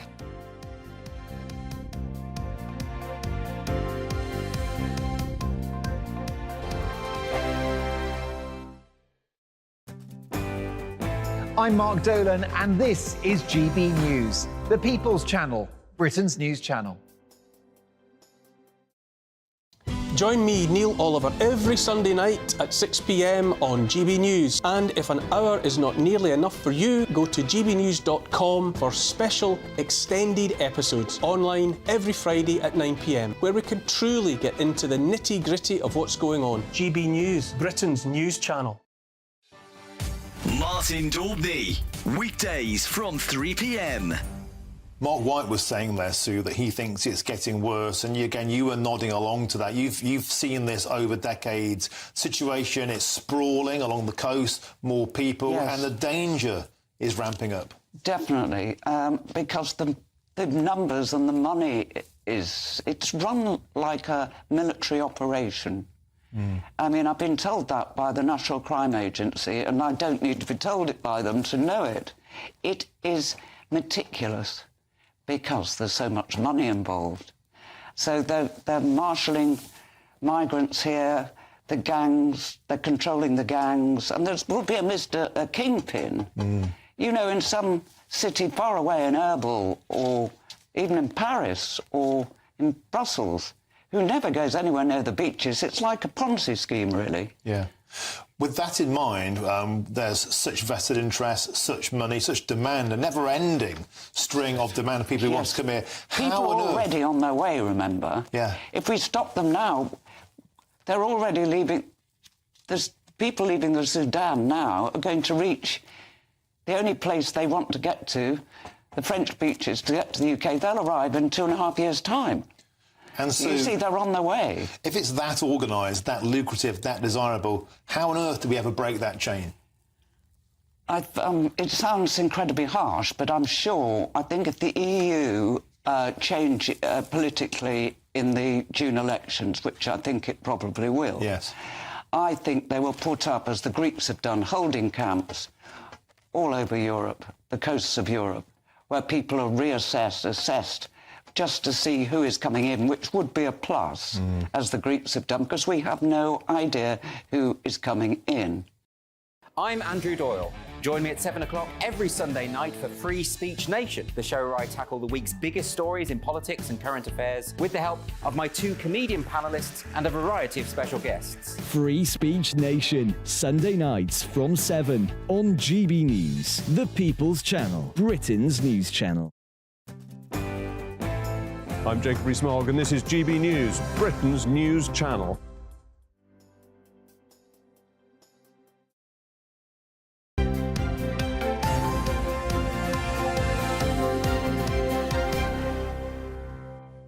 Now, a business in the West Midlands has been officially handed the King's Award for Enterprise. That was all at a ceremony yesterday. Yes, the award is the highest official UK honour for British businesses aiming to promote both small and large enterprises. Well, it is a big deal, so we sent our West Midlands reporter Jack Carson to take a look. For a business in the UK, it's the highest accolade achievable, and the West Midlands is not afraid to make its mark. At a ceremony at their factory in Smethwick, the Lord Lieutenant of the West Midlands, Sir John Crabtree OBE, presented the team at Remedy Health with the prestigious King's Award for Enterprise in the Innovation category. We recognise the outstanding achievement of the said award recipient as demonstrated in the application of innovation in our United Kingdom of Great Britain and Northern Ireland, our Channel Islands and our Isle of Man, and wishing to show our royal favour, confer upon it the King's Award for Enterprise Innovation. The prize aims to reward both small and large businesses with an innovative product or service and recognise their contribution to enterprise, with last year being the first awarded by His Majesty King Charles. Remedy Health and their Nourished brand won the award for their 3D printed, customisable nutritional gummies. The business has developed and innovated to be able to combine 7 different active ingredients into one daily personalised stack. Customers can choose their favourite vitamins and supplements, and at their factory in Birmingham, they'll 3D print the selection on demand. Award-winning female entrepreneur Melissa Snover is the brains behind the business. She describes what it means to be honoured with the King's Award. For our business is really the highest honor that we could ever receive. We were really founded on the idea that innovation is going to be the single biggest factor in changing the world. And so you can imagine we're all overwhelmed with pride. The Nourished brand was only one of 10 West Midlands winners out of the 262 rewarded in total, and the only winner in Birmingham in the innovation category. But it isn't just about running a business. Melissa says she's passionate about the next generation of female entrepreneurs and works with By Women Built, a platform for female-owned businesses. Less than 80% of young people can name a female entrepreneur, and that is something that we're really committed to changing the narrative on at BWB. I think you can't be it if you can't see it, and so myself and the other women involved in that cause are really trying to raise the profile of female entrepreneurs and make sure that young people are seeing them at the beginning of their career, where they're starting to think about what will I be. Having launched in 2019, this business has already had to navigate a pandemic and high inflation. But with its King's Award for Enterprise proudly on display, their future has the royal seal of approval. Jack Carson, GB News, Smethwick. Vitamins. They're not vitamins. Are they vitamins? Yeah. That's what the company does. I've not been paying enough He's too busy talking about Dartford on our day we out. were talking about that. I thought they were mint humbugs. Oh, well, But then I thought they're oddly round. Yeah, vitamins, but a mint humbug would be a good idea. They would, but they look like... They look But the quite vitamins, are they all right? Well, there you go. Bag of them, then, to suck on the way home. Yeah, might not be a bad idea. No. We should probably go to a break, shouldn't we? I think you might need one. And we're coming back to the papers with Emma Wolf and Susan Holder. This is GB News, Britain's news channel. Squatters in London have taken over a pub, which is leased by Gordon Ramsay, no less. The pub is currently up for sale with a guide price of £30 million. It is understood that Kitchen Nightmares host Ramsay called the police on Wednesday, but was unable to have the squatters removed. The Metropolitan Police said in a statement they were made aware of squatters at a disused property, but added, this is a civil matter, and so police did not attend the property. Let's see what my panel make of this. Why can't we just boot squatters out? If we own a property or lease a property, why don't we just boot them out? I know that's tempting, but the fact is, long-term empty properties have increased by 24% in the last 6 years. There's 1.2 million people on the social housing lists. People don't have a place to live. What it does highlight is the enormous disparity in fairness in property laws in this country. It's just not fair that if you've worked all your life and invested some money in property because, you know, interest rates at zero and there's nowhere else to invest your money, and then suddenly somebody who's got no claim to that property and doesn't seem to have earned very much in life takes over your property. It's an outrage. People shouldn't be squatting in other people's homes or commercial properties. But the fact is, until we sort the housing problem in this country, none of this is going to go away. The fact is, people my age won't be able to buy a home unless they've got a bung from their parents. Yeah, but what's the practicality of this demonstration? It's not a demonstration. It's not going to free up more housing for people who are on the streets. No, of course not. Is it? It's people looking to find a place to live. I don't think it's a demonstration at all. It's an anti-wealth, anti-property owning demonstration by people who've got nothing better to do in life than break into other people's property. We're GB News, and we come from a proud tradition of British journalism. That's why I'm so excited to be here. It's something so new. The first news channel to be launched in Britain in over 30 years. Launched to represent the views of the British people. To go where other broadcasters refuse to go. How did you find out about the story in the first place? Launched with one aim. To be the fearless champion of Britain. It's an absolutely fantastic atmosphere here. This is GB News. GB News, Britain's news channel. Good afternoon, Britain. Good afternoon, Britain. Weekdays from midday, we bring you the most compelling stories from across the United Kingdom. And why it matters to you. From your doorstep to our inbox. That's right, we want to hear from you. Good afternoon, Britain. Only on GB News, the People's Channel, Britain's news channel. I'm Michelle Dewberry, and this is GB News. The People's Channel, Britain's news channel.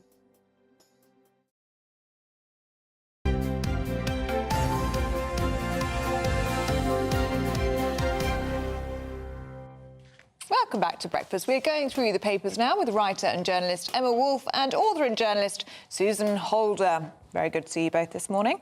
And Susan, let's talk about those cavalry horses, shall we? Yes. Who bolted through London on Wednesday morning. They did. And I mean, in a way, I suppose the amount of kind of ceremonial things that go on in London that involve the horses, it's almost surprising this hasn't kind of happened before or doesn't happen more often. But for anyone who remembers, on Wednesday there was footage.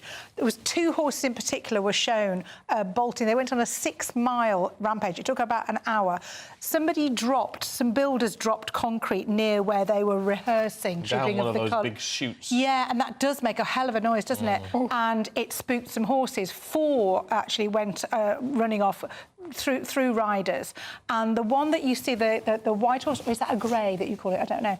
With the blood, has had an operation, and there are fears that an infection might have set in, and so it is touch and go. That horse is called Vida. So the update is that they are trying very hard to take care of these horses, but they were very badly injured. What happened with Vida is that she careered into a line of those scooters, e-scooters and bikes, and that was the damage that you saw to her chest. So it was quite spectacular to see that horse covered in blood. Really horrifying. And for anyone who was around between 8:30 and 9:30 in London and saw those horses going past, it must have been really scary. I was amazed at how empty Aldwych, that's Aldwych in central London, how empty that was at the peak of, I mean, 8:30 normally, mercifully so, because a lot of people must have just got out of the way as well. But the black horse actually banged into a taxi, broke the window. I mean, those horses, they're big and they're powerful. So hopefully they're going to be OK. But as I say, that they have been operated on, so that's the latest. And the riders were thrown as well. They were. They were treated. I mean, we're lucky that there wasn't more severe injuries. But yeah, so that's what's going on at the moment. Yes, apparently they were on watering duty, which is something that they just take them out, and they call it watering duty. OK. Don't ask me why.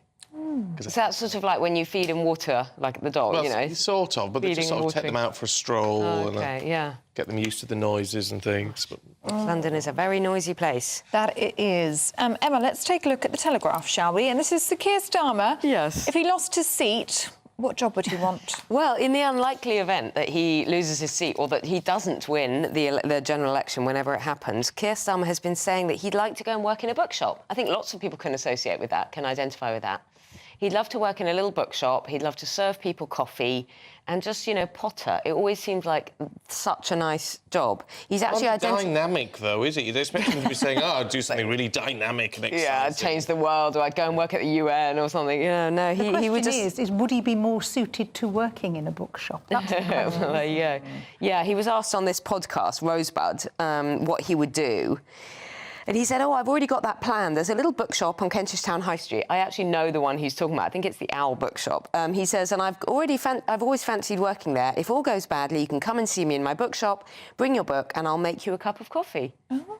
Right. It does sound a bit mundane, doesn't it? A bit tame. It does sound a bit tame. It kind of makes me like him a little bit more, though, because bookshops are the most fantastic places. I love a good bookshop. Well, I've been going around bookshops as an author, and I go and do talks in bookshops quite a lot. And the people who run bookshops are the most fantastic people. And the bookshops I've been to, there's one in Ludlow that has a secret garden at the back. And as an author, if you go there and have an event, you do it in this secret garden, which is so magical. I did one in Nantwich as well not long ago, and that's in like a Tudor building. If you go and find your local independent bookshop, because they are amazing. But then if Keir Starmer was behind the desk, would it make you go in or would it put you off? I don't know. Well, in 2019, he had a 28,000 seat majority, so it's very unlikely that he's going to have to put his sort of second career into action anytime soon. And I doubt very much it pays He's heading straight towards number 10. Yeah. Oh, well, there you go. Good luck, Keir, should you lose your seat. Susan. Yes. Oh, I can't mention this. This has got to be for you. We have to talk about my favourite It's all for you. It's all for you, Ellie. Yeah.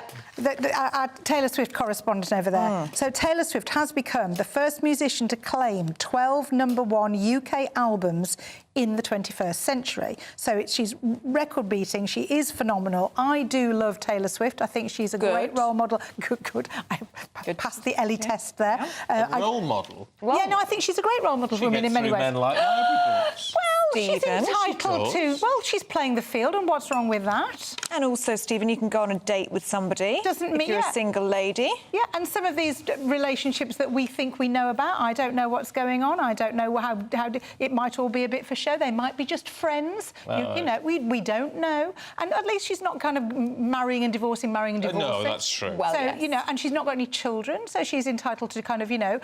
And she's very successful in her own right, and away from all of her relationships. Which is possibly why a lot of the relationships don't work. Well, yes. We could theorise on that. What I do have a question, though, Ellie, is... So big fan of Taylor Swift. I'd love to go and see her live. I think she puts on a great show. My 13-year-old granddaughter is obsessed with Taylor Swift, as well she might be at her age.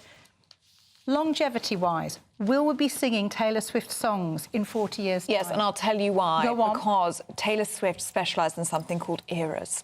So we've gone through country music, we've gone through pop, we've had a rock era, and it's just going to keep coming. And it will almost go full circle, I think. So there's something for everyone out there. There is, and I think she's very skilled at it. And some of the songs I know I like, but I don't know as many as I feel I should for somebody who's such a big artist. And is that because it music isn't played in the same way that all the viewers... You're going to say no. I couldn't name a Taylor Swift song. Could you name a Taylor Swift song? There's a Romeo and Juliet. There is Love Story. Love Story, that's well, I wouldn't have known we it's all know called that. Love Story. And you know Shake It Off. Shake It Off. Oh, yes. Shake It Off. I didn't know that was her, though. Well, there you go. So you know that song. But I do wonder about that kind of penetration into the market generally that we used to have. Ballads, are they? Or but you know, anthems. People now know the Beatles songs even if they can't name all the Beatles. Yes, but Beatles were groundbreaking of their day, weren't they? It was everybody knew the Beatles because it was like this new thing. It was new and exciting. What it is, no, but it was the a quality different of the song. No, it's not about the quality of the songs. It's a different media landscape. Yeah, everybody had a radio, and everybody would listen to pop music on the radio. Same with Dolly Parton or Whitney Houston, the iconic songs that you're talking about. Yeah. Nowadays, everyone's plugged in to their earbuds or whatever, and they're looking at stuff on the internet. And we're all listening individually. We're not listening collectively in the same way. Because you look back at the Beatles, and again, the classics and of their time and all that. We think like something like "Love Me Do." It's a catchy tune. Lyrics are dreadful. Yeah, they're really dreadful. And Taylor Swift is a great lyricist. You'd like that. She is. Yes. No, I do. She's a poet. What's the last number one song you wrote, though? Well, no. Oh, yes. But it's not. It's like you can't look at something like "Love Me Do" and go, "Well, actually, yes, lyrically, it's this amazing." But it's a talent to achieve something that is like an earworm and is something that. Oh yeah. I mean, it's not to knock it, but I think they've had longevity because of the time that they existed, and they've become legendary. Where a lot of the people around now, it's just disposable pop, and it'll just. That is my question. Is Taylor Swift, although she's hugely successful right now, will those songs stand the test of time? No. I don't know. We won't know for another 40 years. She may stand the test of time, but the songs now won't. She might still be churning. Like I beg to differ. Cher's still churning stuff out, and good on her. I love Cher.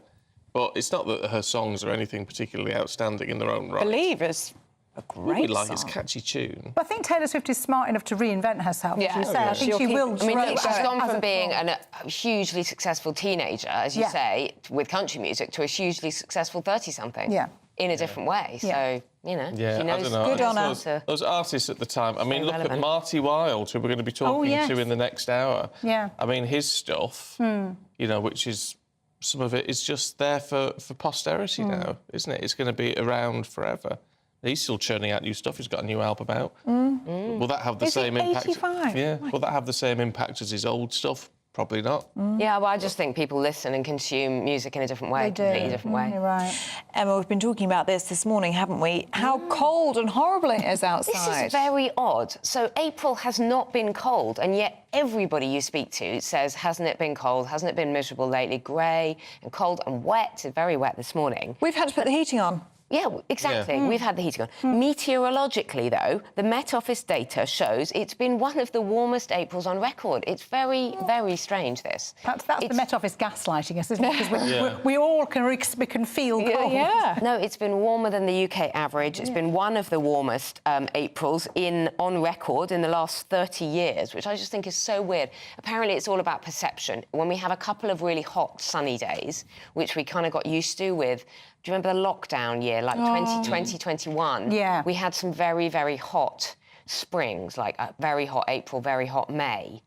And so people remember those as hot springs, and now, not hot springs, hot April. Yeah. And now, because we haven't had that, we've had relatively warm April, but it's been quite grey. There's not been much sun. But it's been windy. It has been windy, and it's been wet. Makes it feel cold. And it hasn't been very wet, but there's always been rain a bit around, and it's been grey. Whereas when you get actual sunshine, despite the temperature, when you get sunshine, the human brain remembers that more. Are they telling us when it's going to change? That's what we want to know. They're vaguely saying it should get a little bit better. This is exactly what I looked for. There'll be a bit of dry weather, but we're not quite at the sitting out stage alfresco dining point at this time of the year that some people want. Wow. We need to wait a bit longer. Gaslighting us. They're gaslighting us. They are. Well, in the meantime, while we wait for the nice weather, we should just walk up and down our stairs. We should walk up and down stairs because if you walk up and down the stairs rather than taking the lift, you have a 39% lower risk of dying from heart disease, which is a good enough reason in itself, isn't it, really? And I do think walking upstairs is actually very important. People get a lot older and they're finding it difficult. Obviously, a lot of people do move into accommodation that doesn't have so many stairs because it's safer. So you bungalows and apartments. But actually, if you don't use stairs, the muscles that you use in the tops of your legs to go up and down stairs are not used for anything else. You can walk a lot and actually be quite fit. If you don't ever do stairs, you sort of lose the ability to do stairs. And those muscles also waste very quickly if you're off your feet. If you're ever unwell and you're in hospital and you're bedridden for a little and you come out, going up the stairs is a very precarious thing. You have to go and build back up to it very gradually. And I would recommend that anybody who is in an apartment or a bungalow for good safety reasons, if you've even got to just go on the steps and go up and down and do kind of those stepping exercises every now and again, it is really good for your legs, but it's actually amazingly good for your health. So I heard you joking earlier. Do you always use the lift here? Do you not use the stairs? I didn't know the stairs were here to be. I always use the stairs here. But I do. I now use the stairs. Now I've found them. They're tiny. There's only about 4. It's only about 6 feet down. Yeah. But no, lift but for me. Stephen would be in the lift. Yeah. I will be in the lift. I mean, I've got a lot of stairs at home. I'm up and down the stairs like. No, that's true. I live on the 3rd floor in a big building on the 3rd floor, and no lift, and so I feel like a paragon of virtue. Yes, I curse them very often with baby shopping, bikes, prams, but, Do you have to carry a pram up 3 flights of stairs? No, we've ditched the pram now. Just make him. What do you do with your shopping? Do you leave it all at the bottom and then you have to kind of get the child into a safe place? So either you carry one or you just. Oh, that is a. But it's fine now. That's a workout in itself, though, isn't it? It is. But you are very healthy, so that's good. Well, there you go. Who knows? Wow. Should we talk about? Well, when you're being healthy, how about a pint?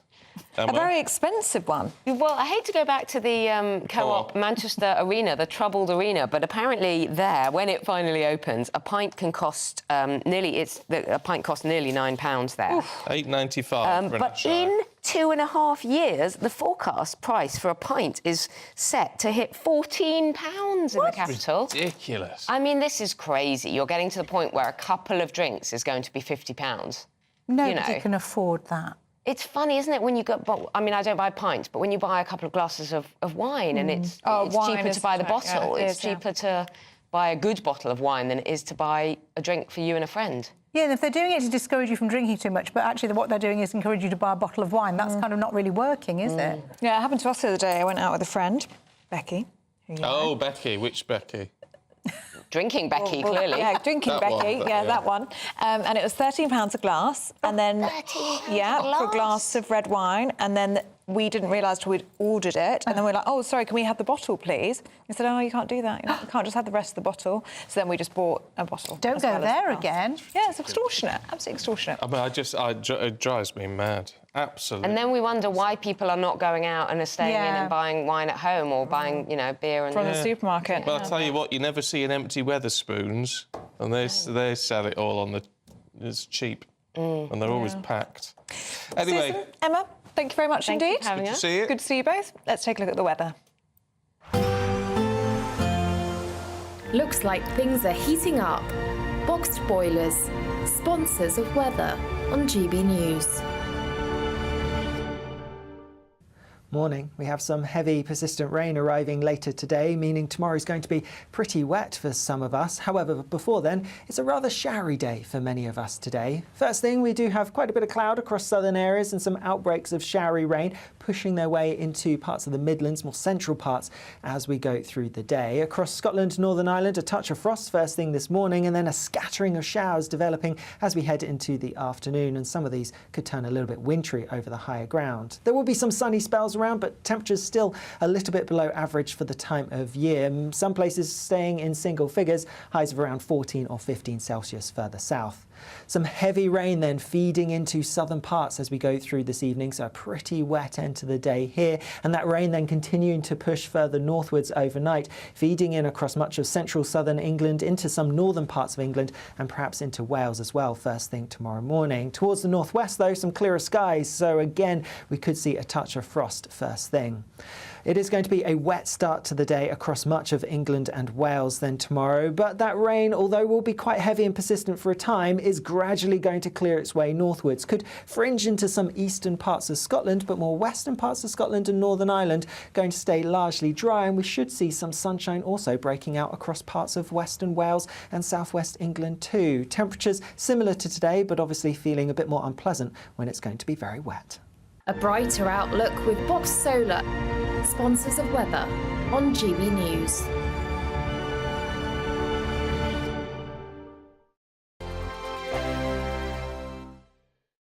We've blown the budget by giving you the chance to win a totally terrific £20,000 in tax-free cash to make your summer spectacular.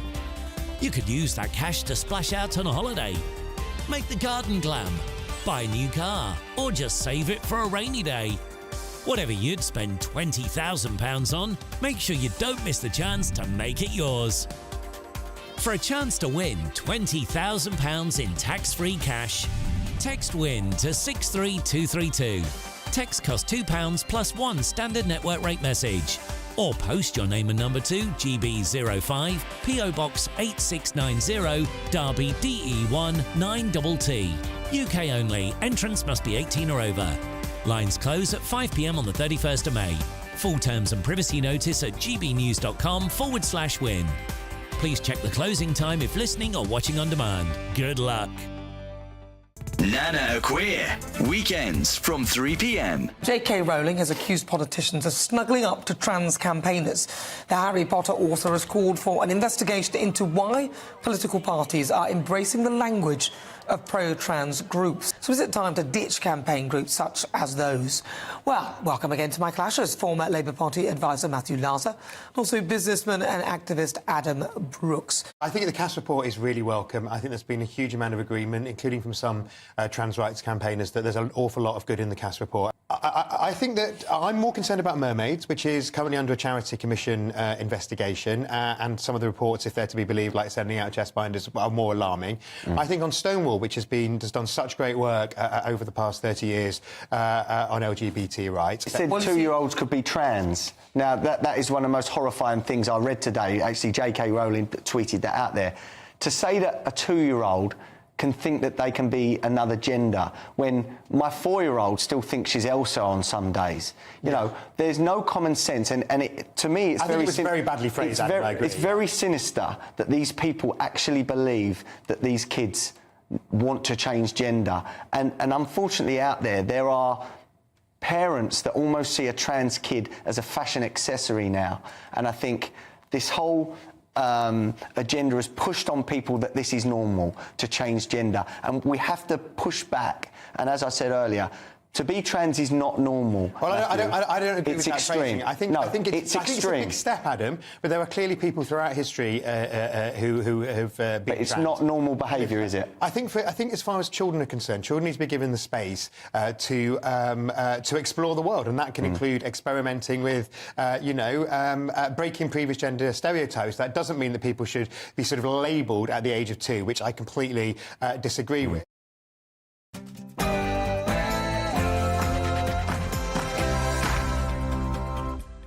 Morning to you, it's 9 o'clock on Saturday the 27th of April. Today, a royal return. The King set to resume royal duties on Tuesday following his cancer treatment. Humza Yousaf faces political chaos. Scotland's First Minister has insisted he will not resign. That's despite facing a vote of no confidence in his leadership. Yes, Humza Yousaf is saying that he's going to stay on, but is the decision out of his hands now? Find out more with me very soon. Critics are wrong on Rwanda. The Home Secretary hits out, saying opposition to the policy willfully ignores progress made by the African state. Brexit border controls are set to come into effect in Northern Ireland. Yes, border controls right across the UK coming into force. What effect will this have on food pricing? And we're going to meet legendary singer Marty Wilde to tell us about his new album and, of course, his career spanning over 65 years. Hello. It's still going to be rather cool this weekend. A few showers to watch out for today, and then something wetter arriving later. I'll have the details coming up. Morning to you, I'm Stephen Dixon. And I'm Ellie Costello, and this is Breakfast on GB News.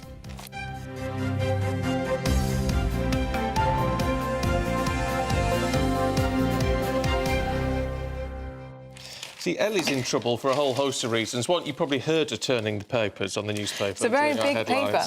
And plus now you've covered all my notes. What do you need? Just all my stuff. Look at it all everywhere. It's not my fault the papers are so big. It's terrible. They need to downsize. At least you've done your research in plenty of time. Anyway, we better crack on because we've got a shadow minister standing by. We want to talk first and foremost about Humza Yousaf, the First Minister of Scotland, who said he will not resign ahead of a crucial test of his leadership next week. Yes, he says that a minority government, his party will need to make some concessions as it negotiates with other parties. It's after the collapse of the SNP's power-sharing deal with the Greens yesterday. But Humza Yousaf says he'll fight on. I fully intend to not just win that vote, but I intend to fight to make sure that the government stays up, not just the government continues to deliver on the priorities of the people, like, for example, investing in affordable housing. So there's all that political game playing happening from the opposition. That will not be taking part in it. We'll be getting, of course, on with the job. And when the vote comes, I fully intend to win. Let's talk to... I do apologise. We're throwing about everything just fell. It's gone very slightly mad. Let's talk to our political correspondent, Olivia Utley. So, Humza Yousaf seems determined to butter his Greens. He does. He is saying that he's going to cling on, but it's not quite clear whether the decision is actually up to him. There's going to be a vote of no confidence in him next week, and unless he manages to butter up at least one MSP from another party outside of the SNP, then he is going to lose that vote of no confidence. Now, he's got pretty slim pickings for people who he can turn on the charm to and try and get them to vote for him. There are the Greens, but obviously he has very much upset them by unceremoniously ending the SNP Green coalition, and they've already said that they are not going to be voting for him in a vote of no confidence. And then there is Ash Regan, Alba Party's only MSP. Well, Ash Regan and Humza Yousaf fell out in a big way a couple of years ago when they disagreed over the Gender Recognition Act. And Ash Regan is saying that she will vote for Humza Yousaf on the condition that he implements the recommendations in the Cass report and basically undoes a lot of what Humza Yousaf and the SNP have been doing in terms of gender in Scotland.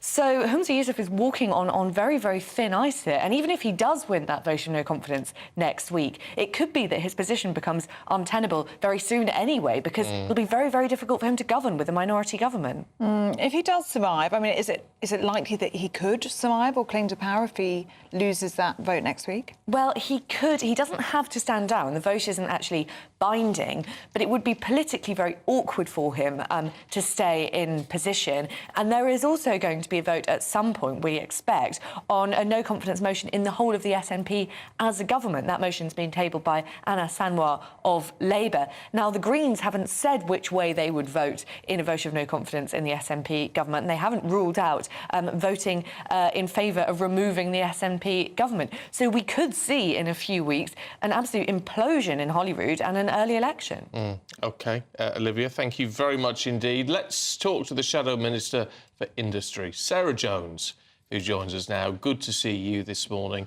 Is it time for parliamentary elections in Scotland, do you think? Is that the way this has to go now? I think so. And it just looks like for Humza Yousaf now that it's a matter of when, not if, doesn't it? And I think that him going in and of itself won't deliver the change that Scottish people need. It's time to put the question back to the people of Scotland, let them decide what they think should happen. We've had chaos since all the stories emerged around Nicola Sturgeon, and really I think the public are fed up with political chaos across the UK as well as in Scotland. I mean, we've got new figures out today showing 1.1 businesses are saying 1.1 million, businesses, that's 1 in 5 overall, say that economic uncertainty is the number one factor impacting their turnover. Well, political uncertainty causes economic uncertainty, and I think we need to get back to a point where we're serving the people of Scotland, not just going from crisis to crisis, as seems to be the case at the moment. I wanted to ask you about Labour's plans to remove the VAT exemption on independent school fees, because there's warnings in the papers today from government sources that state schools would simply not be prepared for an influx in students. And we've got another story that we've been covering this morning about a teacher shortage crisis, that teaching assistants are routinely having to cover lessons in England and Wales because there simply are not enough teaching staff. I mean, these government sources would say that these Labour plans are detrimental to children's education. I'd say this government is detrimental to children's education. The failures that we have seen, the growing gap in terms of attainment is really worrying in our schools. And of course, our teachers are overstretched. I've got 3 kids in state schools, and I see the impact, as I think all parents do, of the shortage of teachers and the need we have to encourage more people to go into the teaching profession. Now, on the private school policy, the Institute for Fiscal Studies looked at this. They said that they thought we would raise over £1 billion from this policy. I think it's right that where resources are there, we put them into our schools across the board, which is the majority state schools, to try and bring standards up so that we get to a point where people say, well, I don't need to send my child to a private school because actually the local school is brilliant. That's where Labour want to get to. Yes, but that doesn't get rid of the problem, does it? That if you suddenly slap VAT on the fee for private schools, 20%, and then you are going to end up with, at least it's claimed, a whole lot of people immediately pulling their children out and putting them into state schools that aren't prepared for that influx. I mean, it's an immediate... I know you've got long-term goals there, which is great, but what do you do about the immediate problem? Well, that is not an immediate problem that has been identified by anybody in terms of any evidence. That's just the government putting that forward. The Institute for Fiscal Studies think we will make money from this, which is based on people remaining in the private sector. If you look at private education, how much the fees have increased over recent years, they've increased well above inflation in most cases. So we have seen increases, and that hasn't seen a reduction in people using them. So the evidence, I think, is just not there that this is going to happen. Now, we want all our schools to be great. We want people to have choice, but we want all our schools to be great. And where there is a loophole in the tax system, as there is currently when it comes to VAT in private schools, we think we should put that right. That's only fair. In terms of your key point on businesses and economic uncertainty, look, the whole Western world, if you want to put it in those terms, has been suffering with economic uncertainty at the moment. I mean, it's partly in the wake of COVID and all the rest of it. You can't pin that entirely on the government, so that there may be 1.1 million businesses very worried because of economic uncertainty. It doesn't mean that a change of government is going to immediately bring that under control. I think you make a fair point, of course, that you can't look at the economy and rule out the impact of all kinds of global shocks like the war in Ukraine. Of course, that's true. But if you look at the chaos we had under Boris Johnson, with 70 of his ministers resigning and him having to be forced out, if you look at the mini-budget with Liz Truss that crashed the economy, if you look at where we are compared to other countries, the first parliament in history, this parliament, to see a fall in living standards, and we've got the lowest business investment in the G7. These are decisions that have consequences that the government is making. Rishi Sunak told us this week that we turned a corner, but of course prices are still rising and we're still in recession. And when he changes his ministers every 5 minutes, is embroiled in internal battles the whole time. We've had ministers out this morning in the papers saying that backbenchers shouldn't revolt against Rishi. When you have that level of chaos in central government, of course it has an impact on businesses. And we talk to businesses all the time. In my role, it's my job to do. And what they say is, please, if you do nothing else, give us some stability, give us a plan, some certainty, get a grip on the national spending so that we know where we can invest, when we can invest, and we can take those managed risks so that we can grow our businesses and grow the economy. It's interesting talking to Labour politicians like yourself, because obviously this is an election year. You're all acting with a degree of confidence because you feel like you are a government in waiting, and we will have to, see what the polls say. But you all have that degree of confidence. And look, when you look at the polls, it's understandable. But how comfortable do you feel then, with all that in mind? David Lammy, the Shadow Foreign Secretary, has been holding meetings with, this is according to the Telegraph, holding meetings with a series of Trump world figures over recent months, waiting to see if Donald Trump should get back into the White House in November. Is that a sensible thing to do, or does that make you feel uncomfortable? Now, I think it's absolutely the right thing to do. Look, the reality is the American people will decide who their president is, and it'll either be Biden or Trump.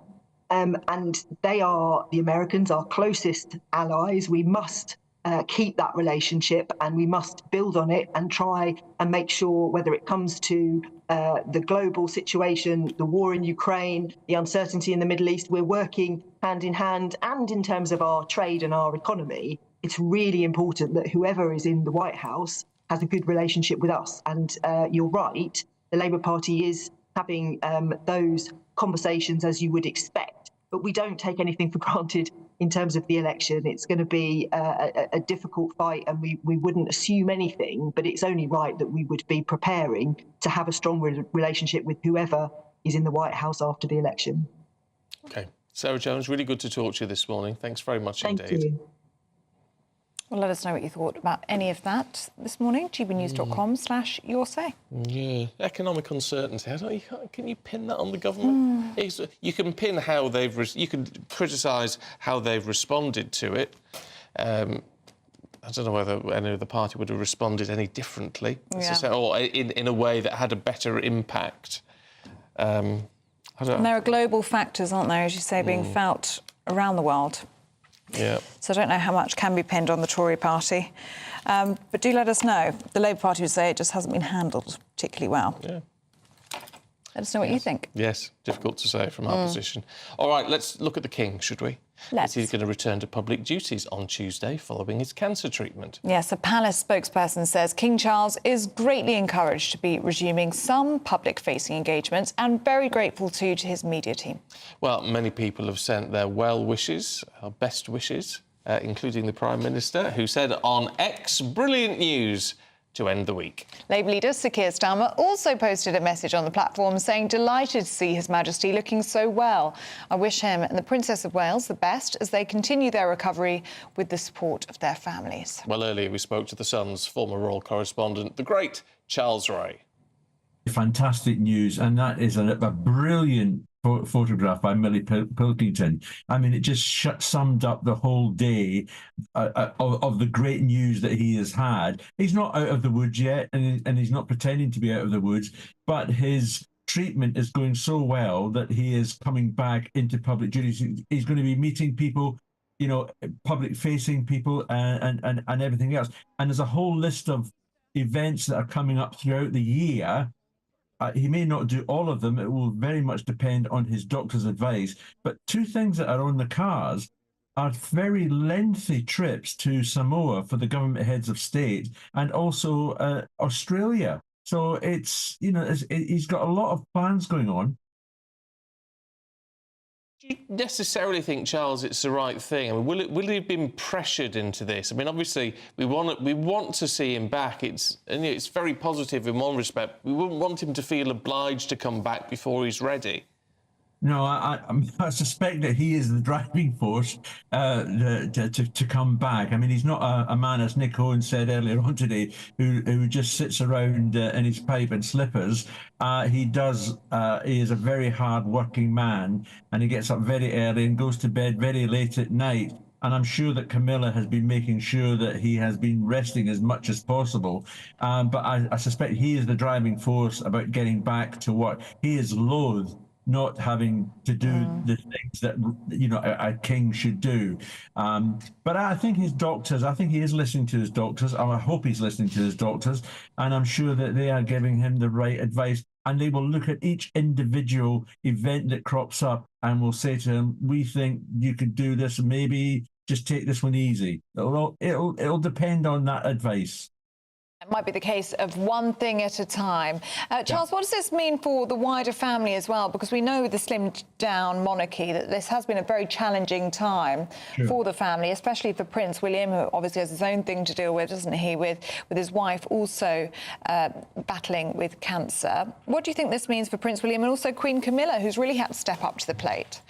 Well, it'll be a slight relief because the king will be able to do some of the duties that they had been taking on, and so it's great that he's back. And more importantly, I think we'll be waiting as well with bated breath, really, in the hope that we hear some great news about the Princess of Wales and her battle. But I think, you know, the family is coming back together again. They will cope quite amazingly, as they have done, and they will continue to do so. I mean, the fact that they're slimmed down is a natural thing that's happened. You know, you've got Harry and Montecito, you've got Andrew Cleary, who can't do anything else. But people like the Duke and Duchess of Edinburgh have stepped up to the plate and helped out. Obviously, Princess Anne, the royal workhorse, she's been doing all the stuff that she normally does and a bit more. So yeah, no, they're in fine fettle. Do I have to read that? Yes, you do. It's in the contract. It's a whopper. Our biggest cash prize to date. A massive £20,000 in tax-free cash could be yours in our latest Great British Giveaway. That's enough cash to spend this summer in style. Yes. Apparently. Here's how it could all be yours. We've blown the budget by giving you the chance to win a totally terrific £20,000 in tax-free cash to make your summer spectacular. You could use that cash to splash out on a holiday, make the garden glam, buy a new car, or just save it for a rainy day. Whatever you'd spend £20,000 on, make sure you don't miss the chance to make it yours. For a chance to win £20,000 in tax-free cash, text WIN to 63232. Text costs £2 plus one standard network rate message. Or post your name and number to GB05, PO Box 8690, Derby DE1 9TT. UK only. Entrance must be 18 or over. Lines close at 5 p.m. on the 31st of May. Full terms and privacy notice at gbnews.com/win. Please check the closing time if listening or watching on demand. Good luck. Best of luck to you. We'd keep chatting for a while, but unfortunately, Sebastian in the gallery wants to film the back of his own head. We'll be back in a minute.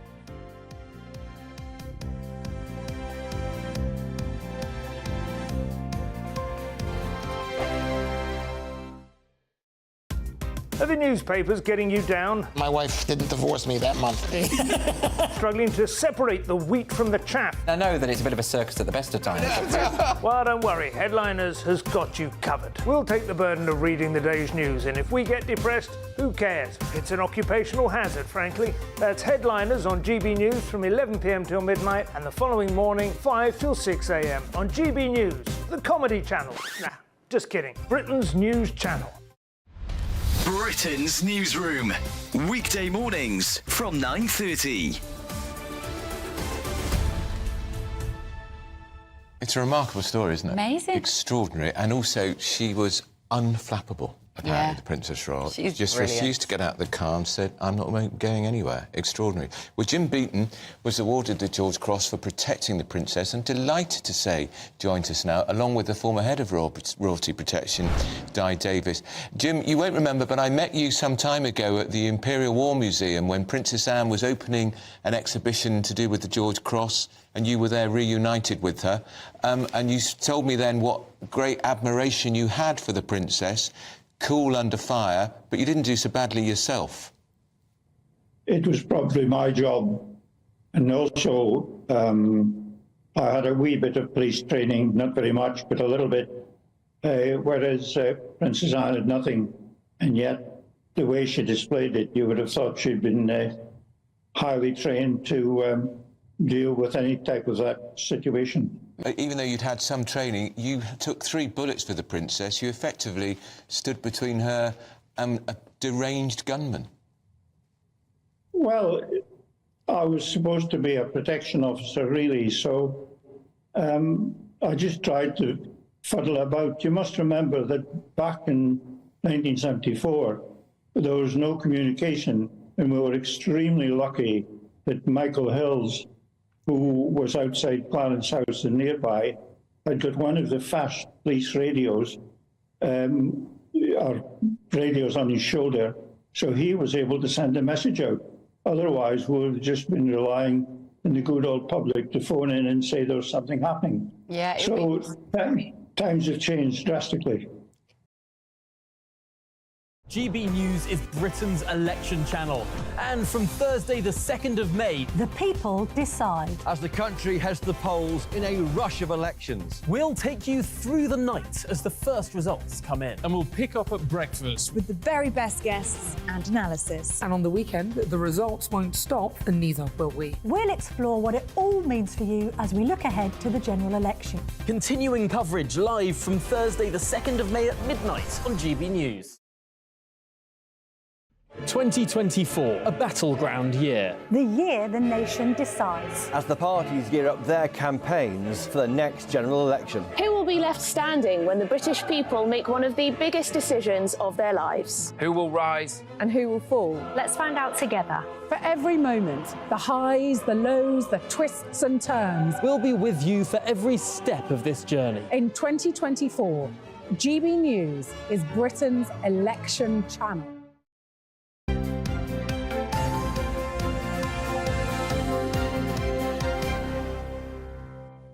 Welcome back to Breakfast. Now, the government will begin physical checks at the border on medium risk and high risk goods coming into the UK at the end of this month. Meanwhile, in Ireland, goods coming in will be checked after October this year. Well, joining us now is GB News Northern Ireland reporter Doogie Beattie. Good morning to you, Doogie. Can you make sense of all of this for us?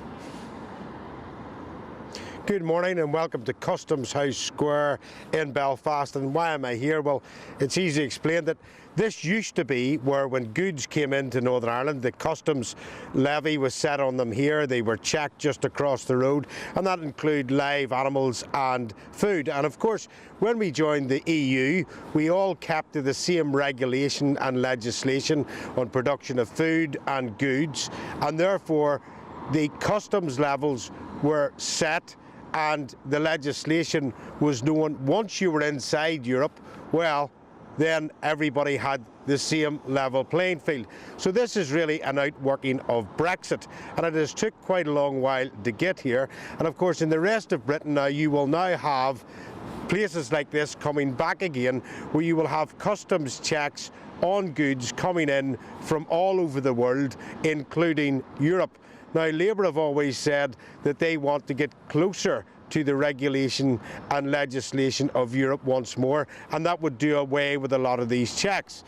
But of course, when you get checks, you get bureaucracy, and bureaucracy has to be paid for in some way or another, and that will of course go to you and me at the checkouts. So it's how much of that will actually be present at that time. Now, Britain has said that they are going to operate this trusted trader system, and this was the very system that Northern Ireland had asked for after the Brexit negotiations, and of course Northern Ireland was held inside the EU market, so therefore we actually have customs posts coming from goods from Britain into Northern Ireland, and that whole process brought down a government in Northern Ireland because we then had green and red lanes. So what we are looking at now is a gradual introduction again of customs into the UK for goods coming from outside the UK. And of course, that will play into the deal that the DUP did that brought the government back here again, where they have told the voting population here that we will not, as part of the UK, our goods will not be checked going back into Britain, but goods from the Republic of Ireland will be. And that will, of course, cause problems with the regularity of goods arriving into Britain, and it could well see shortages on shelves in certain goods. And as like here in Northern Ireland, many of the manufacturers and suppliers to Northern Ireland just simply stopped supplying because the cost of the trader support scheme was absolutely went into millions of pounds, and it wasn't worth goods coming in that were very small profit margins. So that's what we have to watch in Britain over the next few months. While we've got you, Doogie, what's going on in terms of tensions in Northern Ireland over the Rwanda bill?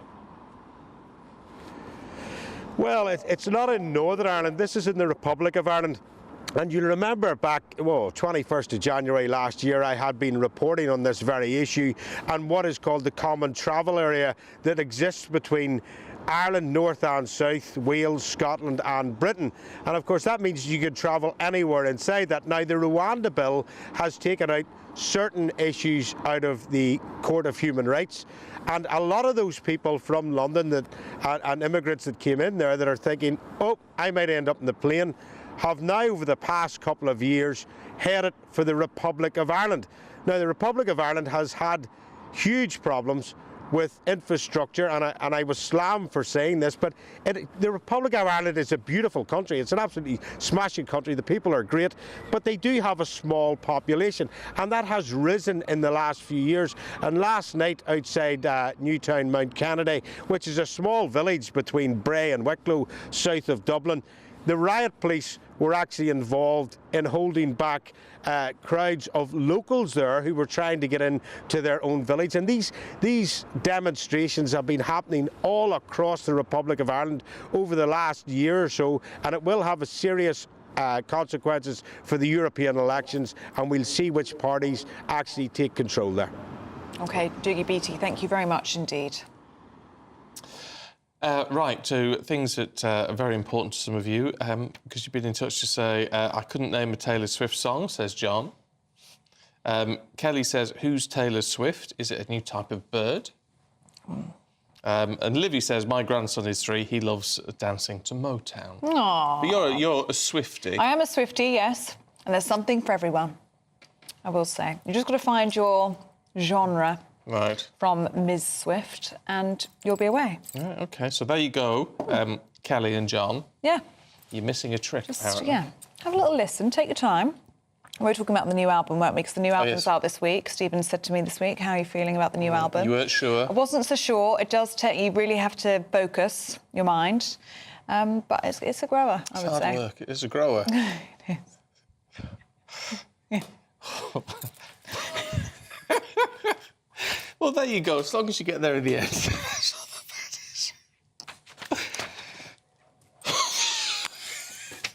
We're back in a minute. We're back in a minute.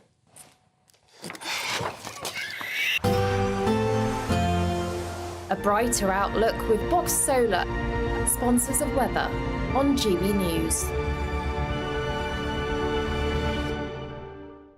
Morning. We have some heavy, persistent rain arriving later today, meaning tomorrow's going to be pretty wet for some of us. However, before then, it's a rather showery day for many of us today. First thing, we do have quite a bit of cloud across southern areas and some outbreaks of showery rain pushing their way into parts of the Midlands, more central parts, as we go through the day. Across Scotland, Northern Ireland, a touch of frost first thing this morning, and then a scattering of showers developing as we head into the afternoon, and some of these could turn a little bit wintry over the higher ground. There will be some sunny spells around, but temperatures still a little bit below average for the time of year. Some places staying in single figures, highs of around 14 or 15 Celsius further south. Some heavy rain then feeding into southern parts as we go through this evening, so a pretty wet end to the day here, and that rain then continuing to push further northwards overnight, feeding in across much of central southern England, into some northern parts of England, and perhaps into Wales as well first thing tomorrow morning. Towards the northwest though, some clearer skies, so again we could see a touch of frost first thing. It is going to be a wet start to the day across much of England and Wales then tomorrow, but that rain, although will be quite heavy and persistent for a time, is gradually going to clear its way northwards. Could fringe into some eastern parts of Scotland, but more western parts of Scotland and Northern Ireland going to stay largely dry, and we should see some sunshine also breaking out across parts of western Wales and southwest England too. Temperatures similar to today, but obviously feeling a bit more unpleasant when it's going to be very wet. That warm feeling inside from Boxed Boilers, sponsors of weather on GB News.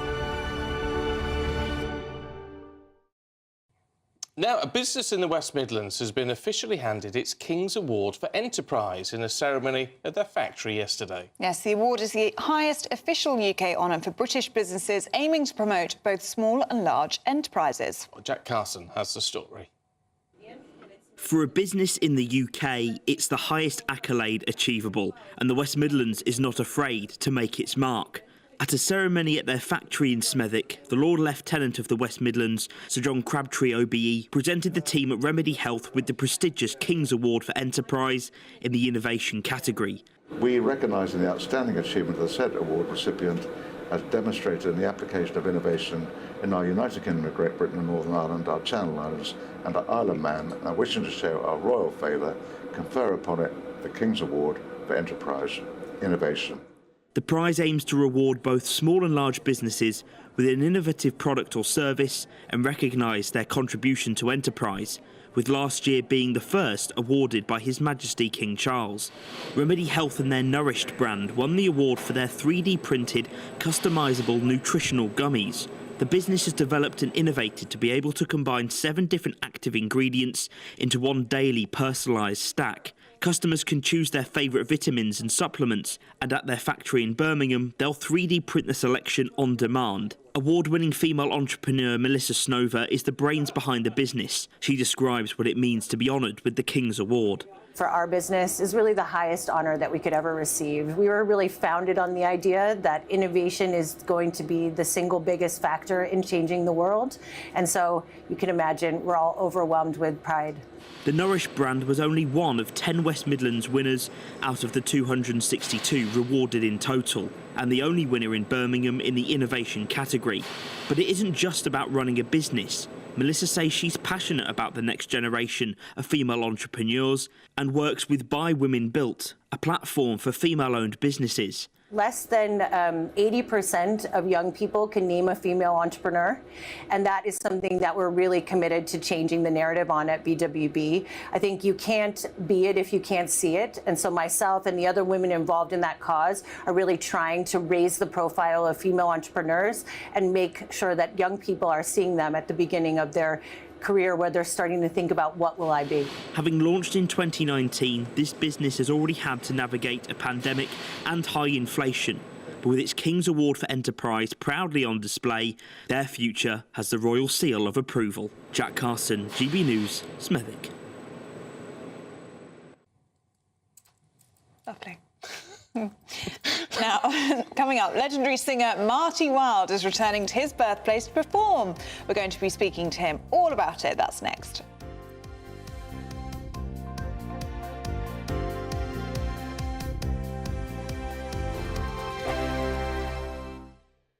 GB News is Britain's election channel. And from Thursday, the 2nd of May, The people decide. as the country heads to the polls in a rush of elections, we'll take you through the night as the first results come in. And we'll pick up at breakfast With the very best guests and analysis. And on the weekend, the results won't stop, and neither will we. We'll explore what it all means for you as we look ahead to the general election. Continuing coverage live from Thursday, the 2nd of May at midnight on GB News.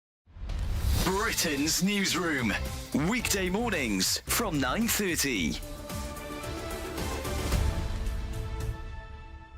Is it okay to call people fat? I won't call Bev fat because she isn't. She won't call me fat because I'm not.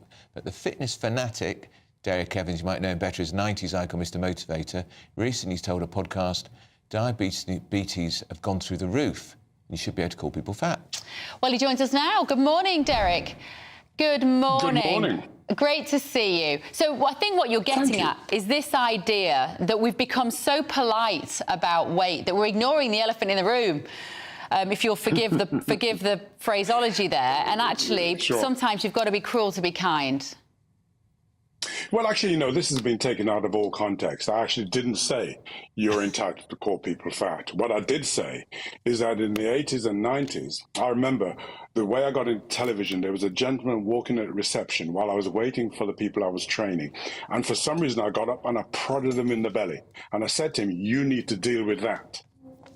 That was fat. We have a nation where obesity, diabetes is killing every one of us. And unless we take responsibility for our health, rather than waiting for government to do this, government to do that, it is our responsibility, right, to look after our independence and our health. And as we get older, it's even more critical, right? And that's why I'm here as an example saying to you, listen, I'm 71 years of age and movement is medicine.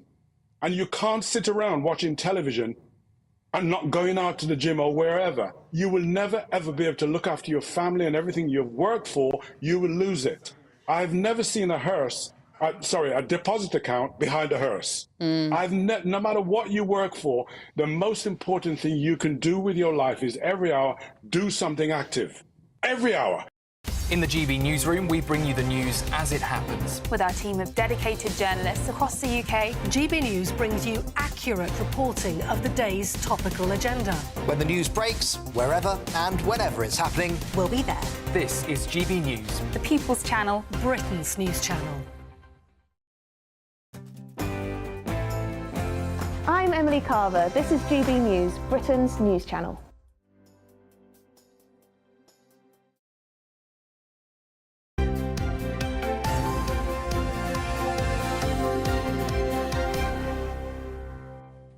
Over the years, I've talked to the legendary Marty Wilde a few times, I have to say, along with Kim, actually, a lot of the time, appearing on programmes together. What a pair, what a father and daughter combo they are. Anyway, Marty's going back to his roots this evening because he's performing tonight in Blackheath, where he was born. And he's doing it all because he's launching a new song, Two Eyes Streaming. Let's have a look. Darling, every time you know I have to go, I know what you're feeling and you're feeling low. You'll stand with two eyes streaming. Stop those tears, 'cause come tomorrow. Well, the one and only Marty Wilde joins us now. It's always a joy to see you, Marty, along with Lilibet on your lap there. How are you? I'm great, absolutely great, Stephen. Absolutely wonderful. I know I say this to you every time, but now that you're, dare I say, 85 years old, do you still feel like a teenager in love? Not in the mornings, no. Well, we appreciate you getting up for us. Yeah, getting out of bed is sometimes is quite an effort, but no. Well, I've been very fortunate. I mean, you all of us, we all depend on our health, and obviously, and I've been fortunate because at this time of life, you can be vulnerable. So I'm going to keep going as long as I can. Yeah, quite right too. I have to say, I might be wrong, Marty, but I was just looking at the shot because I'm a nosy devil. And you've got Lilibet there. Is that a picture behind you of you with Queen Elizabeth? It is. That's when she gave me my MBE. So yeah, it was for me. She was always as a growing up as a young child. Just after the war, I remember seeing her drive past. I told her that when I went up to receive my medal. I said, I saw you when you came by with your new husband. I said, my goodness, you look so beautiful. I had to tell her that because I think she was just a stunning-looking queen. I mean, when you looked at the pictures of her and the stamps, our stamps were fantastic. She's a very, very special lady. So that day for me was a very big highlight in my life, and that picture really captures it all. What amazed me about our queen at the time was the fact that she could stand there all that time for ages and several hours, presenting medals. A lovely lady. I'm a big royalist. Well, as are we, and what a wonderful highlight and what a beautiful memory. You've been in the industry now for 80 years, or 8 decades. I mean, absolutely incredible. You must have so many highlights from all that time. Yeah, oh yeah, I have. Yeah, I mean, Kim's career taking off was a big thing for me. That was obviously my first hit, Endless Sleep. That was a big thing, obviously, but Kim's career as well. To be able to be involved with her career was an honor because I love her very much, and she was great artist, and to be part of that team with Ricky, my son, was wonderful. Always struck me, actually, is that when we've met in the past, and you've always had Kim with you, she's always turned up and chipped in on your interviews when she wants to. She doesn't let you do it on your own very often. But I think it is that you can just see, especially off camera, what a lovely relationship you have. Yeah, well, families are very important, and you know, she, as I say, she's getting wiggly now. Go on, off you go, Lilibet. Down you go. Aww. She's going now. She's just a lovely kid, you know, and she's easy to work with. I find all the stars, you know, most of the stars, pretty easy-going and you know, great to work with, and so it's been an honour to work for her. What's it like? I mean, because looking back in history a little bit to your very, very early days, well, where you were born, before you can even remember, in Blackheath. How important is it to you to be going back to Blackheath to perform? Oh, very important to me, Stephen, very important, because I haven't been back there for a long time. And as a child, I used to float my little boat on the pond there, a little boat that I used to sail around every time my mum or dad would take me up there. And it was always a place to look up to. It's got a lovely Georgian buildings there and a lovely church and a beautiful village. Blackheath's got everything, and it's classy. And I came from the lower end, if you know what I'm saying, in a way. I won't say where, but I came from the lower end. So to go up there, which it was, you had to go up the hill to get to the Heath. It was a very special occasion, and I adored it. At Greenwich Park, Blackheath, the village, the whole thing was just so important to me growing up. It was always a place to look up to. It was something to reach for, and I believe in those things. I think if you're always reaching out for something or wanting to be part of that, it will help you in your life. We've just had a little listen to your new song, Two Eyes, streaming. You are still making music, aren't you? That's still something that you love all this time later. Oh, I love writing, Ellie. I adore writing. It's been, you know, it's been the biggest money earner in my life. You know, shows and things that didn't provide me my living. It's always been writing, and it may be an area I neglected for quite some years, but I love it. You know, and that song was a particularly nice thing. It came as a surprise, I must say, because when you write songs, you never know. You don't know how the public are going to receive the song, you know. But it seems to gel with people, and I think maybe they went through some of the things that I went through as a child, which was, you know, separation from someone I loved, because it wasn't his fault. He had to go around training men. There's me there with my little dad's hat and my little my dad's bag and a walking stick as a rifle. But I adored him, and I couldn't get near him. I remember one time in Capel Curig, running away from the little cottage that we were in, running at least a mile to where he was. And of course, people were panicking. Where was this young child? You know, where had he gone? You know, and I'd gone to try and find my father. And I think that a lot of youngsters, and it happens today. I mean, it happens all the time. You know, people, you know, sometimes your parents have to go away because that's their job. So if you're a submarine commander or you're working on an oil rig or whatever, it's always that separation. And that song is a little thing of, you know, one day this will all end. I'll be home. I'm going to give you a big cuddle, and you know, it's just a warm song. It's lovely, and it reminds us all to make the most of those we love while we've still got them. Marty, as always, it's a real joy to talk to you. Thank you very much indeed, and enjoy the concert in Blackheath. Thank you very much. Well, I'm a big fan of you too, so I shall carry on. Thanks, Marty. Yeah, Lovely. we're Good big to see fans of you, and Lilibet as well. Yeah, fabulous. Who didn't want to partake in the whole interview. Real legend of a man. Yeah, he With a seems so legend of a lovely as daughter. well. Yeah, he is. Really, really, really lovely. And I like the way you spoke about the late Queen as well. That was nice. It was actually really nice, wasn't it? Really What a nice. lovely memory to have. Right, don't go anywhere, because coming up, we've got some breaking news. We're going to be talking to our security editor in just a moment. I'm Michelle Dewberry, and I'm not here to tell you what to think. I'd much rather hear what you have to say. So send in your opinions to gbviews@gbnews.com. Keep them clean, and you never know, I might read them out.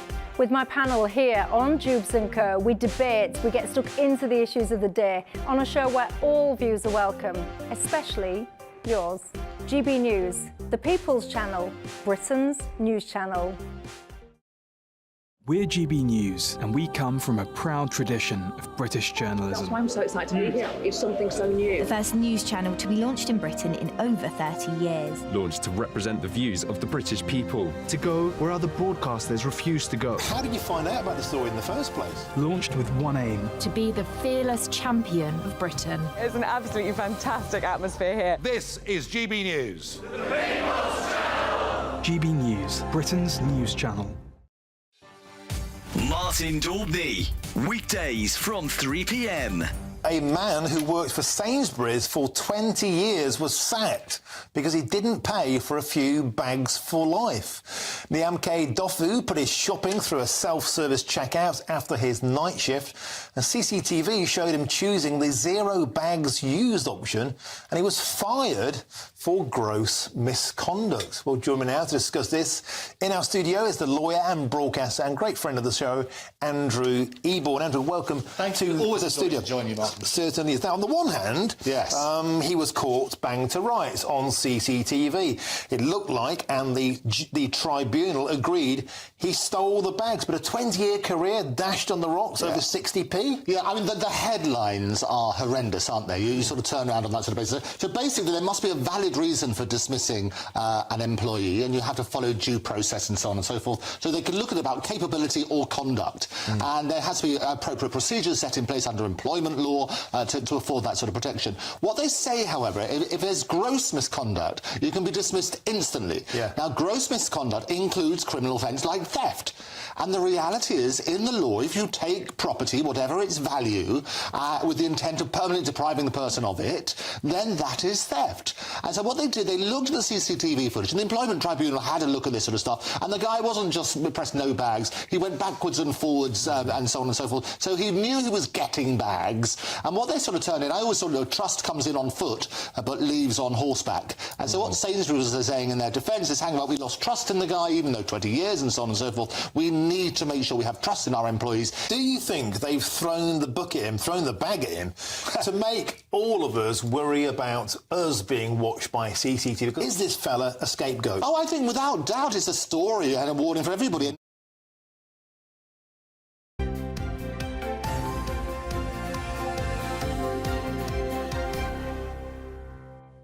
Right, some breaking news for you this morning. Let's talk to our Home and Security editor, Mark White. What have you got, Mark?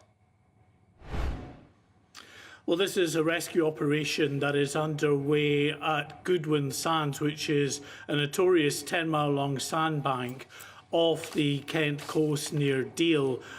Reports that a migrant boat with 50 people on board has run aground onto that sandbank, that large groups of migrants who were in the boat have left the boat and are now standing on the sandbank. The tide has turned, so the area they're on will be underwater in the minutes ahead.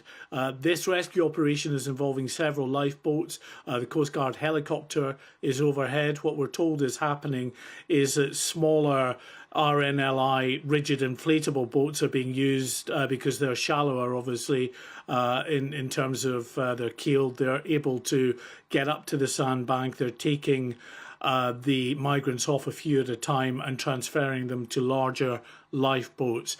So a worrying incident. No reports of any casualties at this stage, but that raft carrying those migrants has run aground on this Goodwin Sands sandbank, and it is one of 4 migrant boats that have made it into UK waters today. We've had, over the last couple of days, weather conditions just about permitting these illegal journeys across the Channel, and the people smugglers, true to form, have taken advantage of that, pushing these boats out. So 4 boats have come across into UK waters this morning, but one now at the centre of a dramatic rescue after managing to run aground on this sandbank off the Kent coast. Incident. It is a reminder of just how dangerous this journey is. It was only on Tuesday of this week when we had the deaths of 5 migrants in the Channel. Yes, authorities on both sides of the Channel are increasingly alarmed at what they are witnessing now in terms of these boats being crammed with ever more migrants. They are unsafe flimsy vessels at the best of times that are given to burst at the seams, especially when there are 20, 30, sometimes 50, 60 or 70 migrants on these boats coming across. And of course, there's the increasing violence on the other side of the channel as well, where migrants are actually fighting each other to get on these boats and are presenting themselves here in the UK as they land at Dover with injuries, including stab wounds from this violence. But for the moment, the focus is on this rescue operation. As I say, one of the boats didn't make it to being picked up, run aground, and now those migrants are being rescued before that tide comes in fully. Keep us up to date, but for now, thanks very much indeed. Now, at 10 o'clock this morning, Ben and Emily are here with Saturday Morning Live, and they're here in the studio to tell us all about it. Morning, you two. Good morning. How are you feeling today? I'm feeling really happy and pumped. We've been very giggly this morning. I think Saturday is going to be, the whole day for everyone's going to be brilliant. It's going to be good vibes, and our show is going to be great as well. I heard there was a little bit of innuendo going on in your show. I didn't hear it myself. How dare you? There's a little bit of naughtiness, a little bit of cheekiness. We've been in a bit of a naughty mood this morning, haven't we? Well, that's nice, isn't it? Because there's a lot of doom and gloom. It's nice to have a little bit of a joke, even if it is a bit of innuendo. Yes, of course, we're going to be talking about the King, the impact on the royal family. That is lovely news for the nation, lovely news for him, of course. And we're going to reveal, what are we going to reveal, Ben? So, in the Times this morning, there's some great colour about how the King's been spending his time amid his recovery. So there's some great detail about what he's been up to and his hobbies. So we're going to reveal...